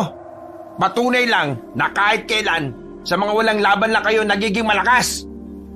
Kapag pinaslang mo ako ngayon, mas lalo magagalit ang pinuno namin. Mas lalong isusumpa ni Apong ang mga tao. Eh wala kaming pakialam dahil matagal na rin naman kayong kinakamuhian ng mga tao eh. Ngayon, ikaw ang unang magbabayad sa lahat ng kasamaan ninyo. Ngumiti ang babae sa kanya. Napatingin na lamang ito sa itaas. Pumikit ang dalaga at ilang sandali lang, naramdaman na rin ito ang matalim na bagay na tumusok sa kanyang likuran, patago sa dibdib. Sumuka ng dugo si Linda. Nanlambot na rin ang tuhod nito na naging dahilan para unti-unti itong madapa. Sa pagkawala ko, magsisimula pa lang ang tunay na laban. Paghahandaan namin ang laban na yan. Tuluyan ng binawian ng buhay ang dalaga. Sinilabanan nila Limuel ng apoy ang katawan nito. Toto, i-meeting na natin ang mga miyembro natin. Nararamdaman ko, ngayong gabi rin magaganap ang labanan. Ihanda ko na lahat. Umalis na rin sila sa kagubatan. Sandaling tumambay na muna si Limuel sa kanila. Mga ilang sandali lang, dumating na rin ang mga kasamahan nila. Sa mismong bakuran nila ay naganap ang sandaling pag-uusap. Naplansya ang mga plano. Nagkasundo silang lahat sa kanilang hakbang na gagawin. Ang kailangan na lamang gawin ni Limuel ay panatiliing ligtas ang kanilang Lola Maring. Matapos mailikas ang kanilang lola sa baryo, pagsapit ng gabi ay kumalat na ang miyembro ng kanilang samahan para magbantay sa bawat sulok ng lugar. Nakahanda na rin ang lahat sa oras na ito. Yung mga nasa gubat din, wala pa rin nasisipat na aswang. Pati ang mutya, wala siyang nararamdaman ng negatibong presensya. Pero huwag tayo makakampante. Sa ginawa ko kay Linda, siguradong mas magiging tuso ang mga aswang. Lalo ng pinunong aswang na nagngangalang Apong. Rumonda na ang tatlo sa kanilang baryo. Tumungtong na rin si Lemuel sa bubungan para mas madali siya makapagmasid. Habang naroon siya, sa hindi maipaliwanag na dahilan, bigla na lamang nagtindigan ang kanyang mga balahibo. Hindi niya sigurado kung ano ang nararamdaman niya. Bigla na lamang niyang naramdaman ang kabigatan ng presensya sa paligid. Anong nangyayari sa akin? Mas lalong nabahalang binata na makarinig na siya ng tinig ng isang matandang lalaki. Pero hindi naman niya alam kung saan nanggagaling ang boses na yon. Para bang nasa loob ng utak niya. Ha? Nasaan ka? Lumabas ka! Ikaw pala ang bagong tagahawak ng mutya. Ikaw pala ang sugo ng liwanag. Huwag kang duwag! Lumabas ka sa pinagtataguan mo! Hindi ako nagtatago. Sa katunayan, malayo ako sa iyo. Naririnig mo ko gamit ang utak mo at ang utak ko. Nakamamangha ba na may aswang na kayang gawin ang ganitong mga bagay? Pumunta ka rito at labanan mo ako ng patas! Huwag kang masyadong atat, iho. Darating din tayo sa puntong yan. Sa ngayon, uunahin ko na muna itong mga kasama mo na malapit sa akin. Mga ilang sandali lang ay nakarinig na rin sila ng mga ingay at sigawan na nagmumula sa kagubatan. Dahil doon, ay naalarma na rin sila. Sinenyasan na ni Toto ang iba nilang kasama. Agad din naman silang rumisponde sa mga yon. Pero nang dumating sila sa kagubatan, mga patay na ang mga kasama nila doon. Duguan, nagkalat ang mga laman loob sa lupa. Nahuli na tayo! Si Apong ang gumawa nito. Malakas ang inaala ko na may kakaiba siyang taktika. Maging alerto kayo. Hindi pa man sila nakakausad sa nangyari, narinig na nila ulit ang iba pa nilang kasama na nagsisigawan. Pinunta nila ang mga yon sa bungad ng kanilang baryo. Pagdating nila, isang tao na lamang ang natitirang buhay. Yung matandang aswang! Yung matanda! Malakas! Nakahandusay mga kasama nila sa kung saan-saan. Sa isang iglap lamang, kalahati agad ang nababawa sa bilang nila. Dito na lang kayo. Ha? Bakit? Saan ka pupunta? Babalik ako sa gubat. Hanapin ko si Apong. Bida-bida ka na naman eh. Hindi mo siya kakayanin kung mag-isa ka lang. Kailangan kong pagkatiwalaan ng mutya. Sige, mag-iingat ka. Magbigay ka lang ng senyales kung susunod kami o hindi. Tumangon na lamang si Lemuel at dali-dali na rin tumungo sa kagubatan. Doon niya kasi nararamdaman ang kakaibang presensya. Mabigat ang enerhiyang nararamdaman niya sa paligid nang makarating na siya roon. Tumayo siya sa malaking bato. Nilibot niya ng tingin ng kagubatan. Isang matandang lalaki ang nakita niyang nasa gilid ng malaking puno. Nakasandal. Nakasuot ito ng mahaba at kulay itim na kasuotan. Para itong pari. Ngayon nandito na ako. Baka kaya mo nang lumaban ng patas. Pinabibilib mo rin ako, iho. Sa lahat ng nakalaban ko, ikaw lang ang nag-iisang umarap sa akin.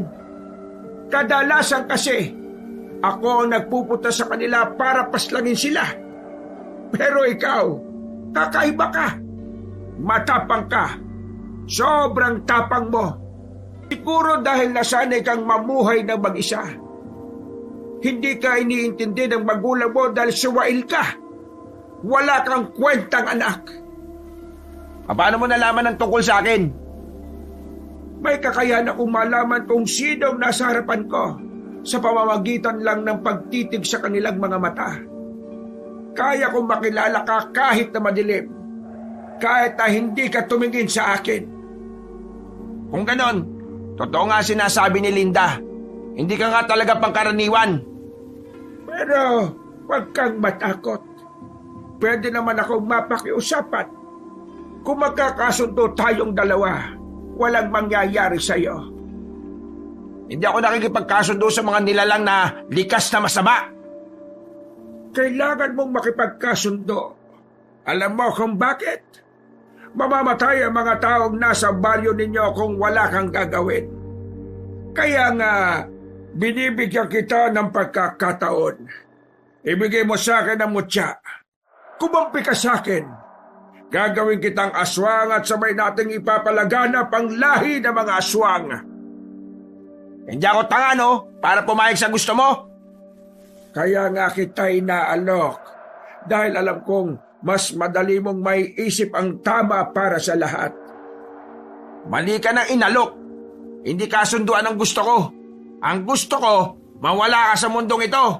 Ang gusto ko, maging ligtas sa mga taong naniniraan dito. Limuel, kahit nagawin mo ang lahat, hindi mo na maibabalik ang buhay ng pinakamamahal mong babae. Hindi mo ba alam kung sino ang pumaslang sa kanya? Gusto mo bang malaman? Kilalang kilala ko. Kasi ang pumaslang sa pinakamamahal mong babae na si Mariel. Ako ang pumaslang sa kanya! Agad na nagsarado ang kamao ni Limuel noong mga sandaling yon. Nakaramdam agad siya na matinding galit. Pinaslang ko ang babaeng yon. Ang sarap kaya ng dugo niya. Ang sarap ng laman niya. Sariwang-sariwa. Batang-bata. Manahimik ka! Bakit? Masakit bang pakinggan ang katotohanan?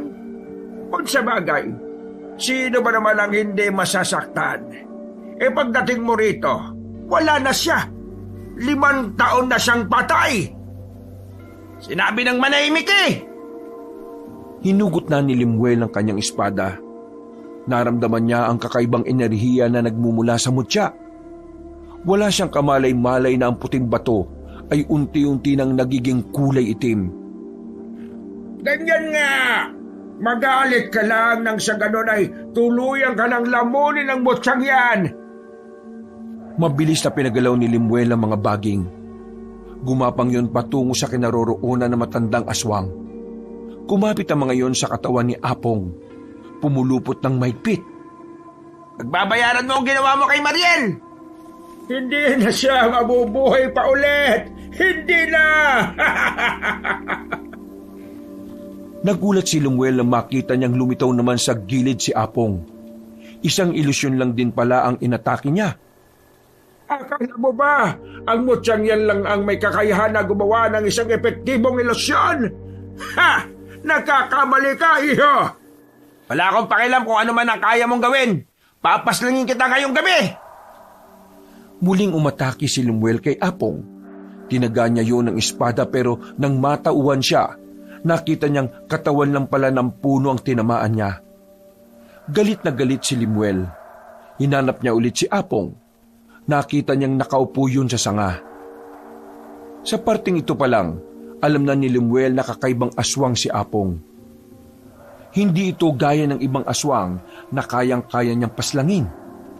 Malayong malayo rin ito kay Linda. Bagay na nagbibigay ng kaunting pangamba sa kalooban ng binata.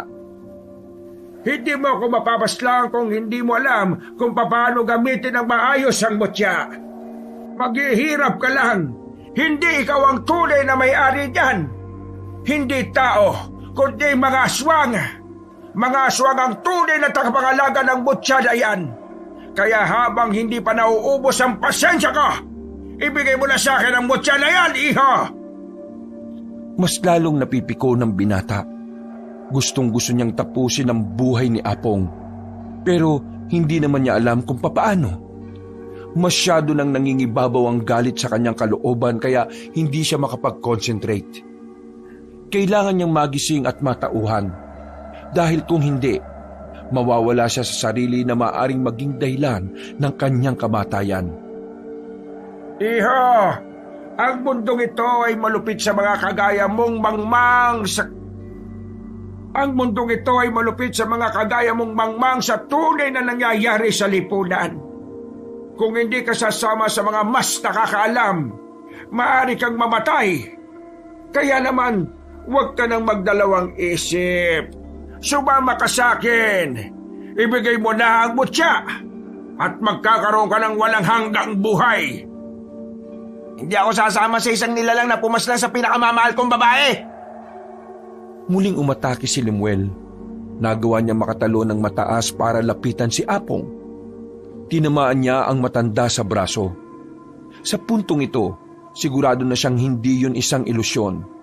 Ang kaso nga lang, tila hindi naman tinabla ng matandang lalaki.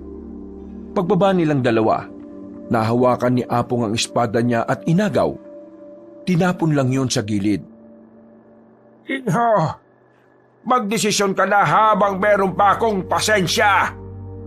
Kung gusto mo makuha mo siya, edi kunin mo sa akin kung kaya mo. Naglabas na ng mahabang kuko ang matandang si Apong. Sinubukan nitong itarak ang kukong yon sa dibdib ng binata. Pero walang nangyari. Hindi umabot sa kahit balat man lang ni Lemuel ang talim. Nagtataka si Apong. Kahit si Lemuel ay hindi rin maintindihan kung anong nangyayari. Yung pala, kusang pinoprotektahan ng mutya ang katawan ni Lemuel. Kung ganon, protektado ka na rin ng mutya. Ha! Wala akong magagawa kundi ang gawin ang isang plano. Alam mo ba kung anong sinasabi ko, ha? Tumawa na muna ng malakas si Apong. Nagahari ang halakak nito sa kagubatan. Kaboses nito ang demonyong tumatawa sa impyerno. Papaslangin ko ang lola mo. Di ba malapit na ang kaarawan mo? Ireregalo ko sa iyo ang ulo niya. Sa puntong ito, tila sasabog na ang kalooban ni Lemuel sa galit. Ang kanyang utak naman ay natutuliro. Sobrang nag-aalala at hindi na alam ang gagawin. Papatayin kita! Ganyan nga! Mawala ka nga sa wisyo! Sunod-sunod na pag-atake ang ginawa ni Lemuel. Hindi na niya ginagamitan ng utak ang bawat galaw niya. Parang kusa na lang siyang pinakikilos ng emosyon niya. Mga ilang sandali lang, tuluyan na nga naging kulay itim ang bato sa kwintas. May kung anong itim na marka na rin ang gumagapang mula sa balat niya paakyat sa kanyang leeg. Heto na! Magiging isa ka na rin sa amin! Magiging aswang ka na rin dahil nagpatalo ka sa galit! Malapit na sa mukha ni Lemuel ang itim na marka nang biglang dumating si Ronelio at Toto. Pagtutok nila ng ilaw kay Lemuel, nakita nilang tila nagbabago na ito ng anyo. Mabuti na lang talaga ay mabilis na intindihan ng dalawa ang nangyayari.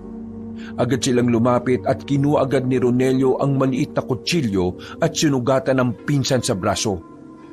Dahil sa ginawa nila ay unti-unting nawala ang marka. Bumalik ang dating kulay ng mga mata ni Lemuel. Nakabalik na rin ito sa katinuan.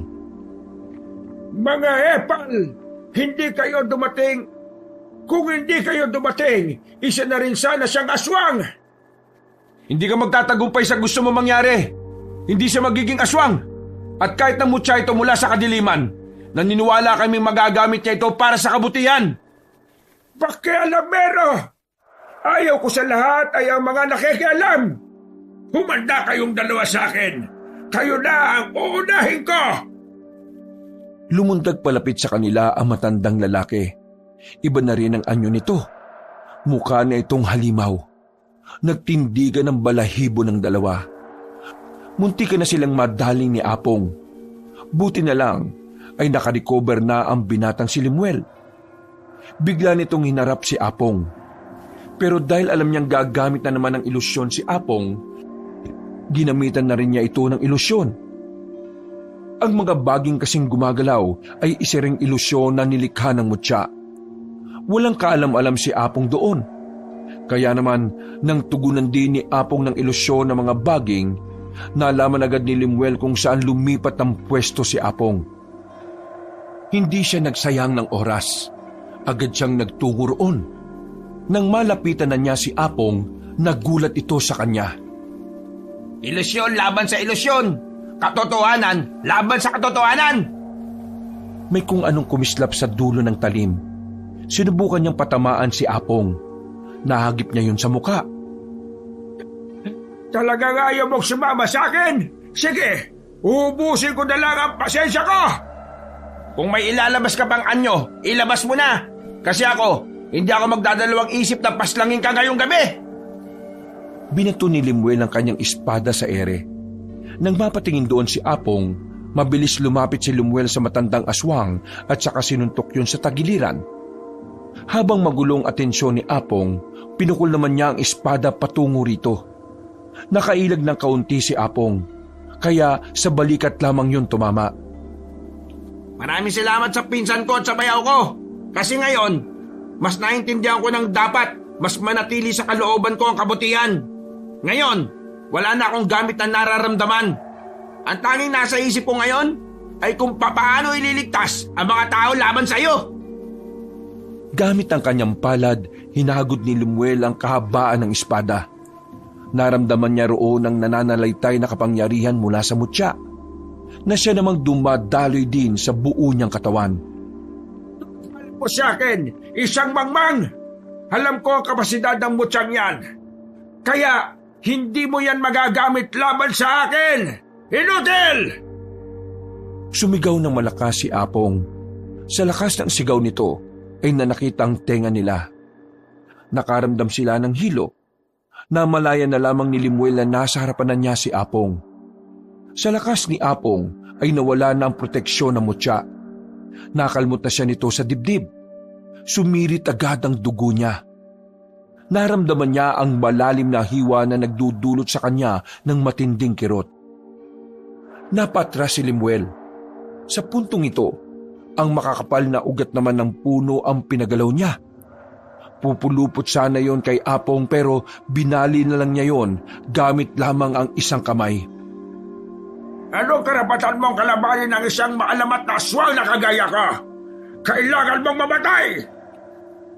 Tatapusin na sana ni Apong ang binata, pero naroon pa pala si Ronelio at Toto. Sila ang humarap kay Apong para kahit papaano, mabigyan nila ng oras si Lemuel para makarecover. Maipis kayo! Umalis nga kayo sa daraanan ko! Wala kayong bilang sa paningin ko! Parang mga papel lang na binalibag ang dalawa. Sinubukan pa ulit ni Ronelio at Toto na bumangon pero hinagis lang sila ulit. Ikaw Lemuel ang gusto kong mawala sa mundong ito! Ikaw ang sugo! Ikaw ang nasa propesiya! Isang malaking tagumpay kung ikaw ang mapapaslang ka! Hinawakan nito si Lemuel sa kwelyo at itinaas sa ere. Umaagos pa ang dugo ng binata mula sa kanyang dibdib nang muli siyang sikmuraan. Sinasabi ko naman kasi sa'yo, kung hindi mo gagamitin ang motsang yan sa kadiliman, walang silbi yan, mahina, walang kwenta. Nagkakamali ka! Anong pinagsasasabi mo, ha? Nakakalimutan mo na yatang may kakayahan ako makapagpaggalaw ng mga bagay-bagay nang dahil sa mutyang ito. Nanlalaki ang mga mata ni Apong nang makitang may nakalutang na espada sa kanyang likuran. Nakatutok ang talim nito sa kanya. Huli na nang bitiwan niya si Lemuel dahil kusa nang tumarak ang espada. Tumagos ang espada sa kaliwang dibdib na matandang aswang. Paghugot ng espada, umagos din ang dugo mula roon. Sumuko na rin yun ng dugo na kalaunan ay ubo na rin ng ubo. Masyado kang maangin eh. Yan ang napala mo. Hindi pa ako patay, kaya huwag ka munang magdiwang magito. Nagawa pang makatayo ni Apong pero parang tutumba na rin ito. Sa puntong ito ay hindi na sinayang ni Lemuel ang pagkakataon. Kinuha niya ulit ang espada at muling hinagod ang katawan ng talim. Pumikit siya ng halos 5 segundo. Pagdilat niya, uminit ang mutya. Nag-init din ang buong katawan ni Lemuel. Tila inipon niya ang lahat ng lakas sa espada. Magpaalam ka na sa mundong ito at sa lahat ng mga masasama mong balak na kahit kailan, Hindi na matutupad. Huwag kang masyadong kampante. Nakita na lamang nilang tila nagbabago na naman ang anyo ang matandang lalaki. May kung ano-anong buto ang lumabas sa katawan nito. Pero bago pa tuluyang magbago na naman ang anyo nito, ay lumapit na si Limuel. Isang malakas na hiwa ang ginawa niya. Nahati ang katawan ni Apong sa gitna. Pero ang akala nila, doon na matatapos ang lahat. Bigla na lamang kasing gumalaw ang itaas na katawan ni Apong. Humawak ito sa paa ni Limuel. Kaya naman sa liig naman ito tinaga ang matandang aswang. Gumulong na ang ulo patungo sa kinahihigaan ni Toto. Tapos na ang kasamaan mo, Apong. Para yan kay Mariel, kay Lolo, at sa mga kaibigan niya. Pati na rin sa mga taong biniktima nyo. Wala kayong puwang sa mundong ito, mga demonyo! Bumuntong hininga na lamang si Limuel. Dinukutan niyang muli ang lighter sa bulsa at saka sinilaban ang katawan ni Apong. Maya-maya lang din ay nakabangon na rin ang dalawa. Masakit ang katawan ng mga ito nang lumapit sa kanya. Natalo na natin ang pinuno, pero paano mga alagad niya? Madali na lang mga yon. Ang mahalaga sa ngayon, wala na pinakamalakas sa kanila. Ronelio, doon ka. Bayaw, dito ka. Ako naman sa dakong to. Nararamdaman kong paparating na ang mga aswang para lusubin ang mga baryo. Nagiwalay silang tatlo. Pero nang makita na nila ang mga aswang, nagtataka sila dahil hindi naman umaatake ang mga yon. Nakatigil lang at parabang alam na nilang wala na ang kanilang pinuno. Ganun pa man, hindi ito pinalampas ni Limuel. Pinagpapapas lang niya ang mga natitirang aswang. Wala siyang iniwang buhay kahit na isa. At wala pang isang oras, nalagas na niya ang lahat ng mga kampo ng kadiliman. Kinabukasan, binigyan nila ng maayos na libing ang mga kasama nilang nasawi. Pagkatapos, nagsagawa sila ng kaunting pagdiriwang sa kanilang baryo. Nako, kumain lang kayo ng kumain ha. Alam kong sobra kayong napagod sa mga nangyari. Kaya dapat bumawi kayo sa akin. Ang sarap talaga ng luto mo kahit na kailan. Kaya nga po, lalong-lalo na itong mga puto mo, Aling Maring. Limuel, ayos ka lang ba? Bakit parang hindi ka yata masyadong umiimik dyan? May problema ba? Wala naman po, Lola. Hindi ko lang kasi nakala na magiging ganito ako. Nung unang dating ko rito napakawalang modo ko Ang tanging nasa isip ko lang ay makita si Mariel. Wala akong pakialam sa ibang tao, kahit pa sa sarili kong pamilya. Pero ngayon, sobrang laki na ng pinagbago ko, lalong-lalo ng pananaw ko sa buhay. Tingin mo, matutuwa sa akin ang mga magulang ko kapag bumalik na ako sa Maynila? Walang duda po. Magiging masaya sila kapag nalaman nila ang lahat ng nagawa mo para sa baryong ito. Apo, proud na proud kami sa iyo. Ito na ang sign para mamuhay ka sa matinong bersyon ng ikaw. Ay, siya nga pala. Pasensya na sa mga nangyari noon Lalo na dun sa pagsuntok ko sa mukha mo at pagputok ng labi mo. Ikaw naman kasi. Ano ka ba? Wala yun. Kasalanan ko rin naman Maraming salamat din, Limuel. Dahil sa'yo, nabigyan na rin ng hustisya ang pagkawala ng kapatid ko. Huwag ako pasalamatan nyo, kundi ang mutyang ito at si Lolo Egoy. Dahil kung di dahil sa kanila, walang Limuel na magliligtas sa lahat. Napangiti na lamang sila habang nasa harapan ng hapagkainan. Masaya lang silang nagkukwentuhan. Kahit na nawala na ang kapangyarihan ng mutya matapos ang labanan, masaya pa rin si Limuel dahil naiparamdam na niyang muli ang kapayapaan na inaasam ng lahat. Sa pag-uwi niya sa Maynila, babaunin niya ang isang tagumpay at nasisiguro niyang dahil dito, mas lalo na siyang mamahalin ng kanyang mga magulang. Wakas,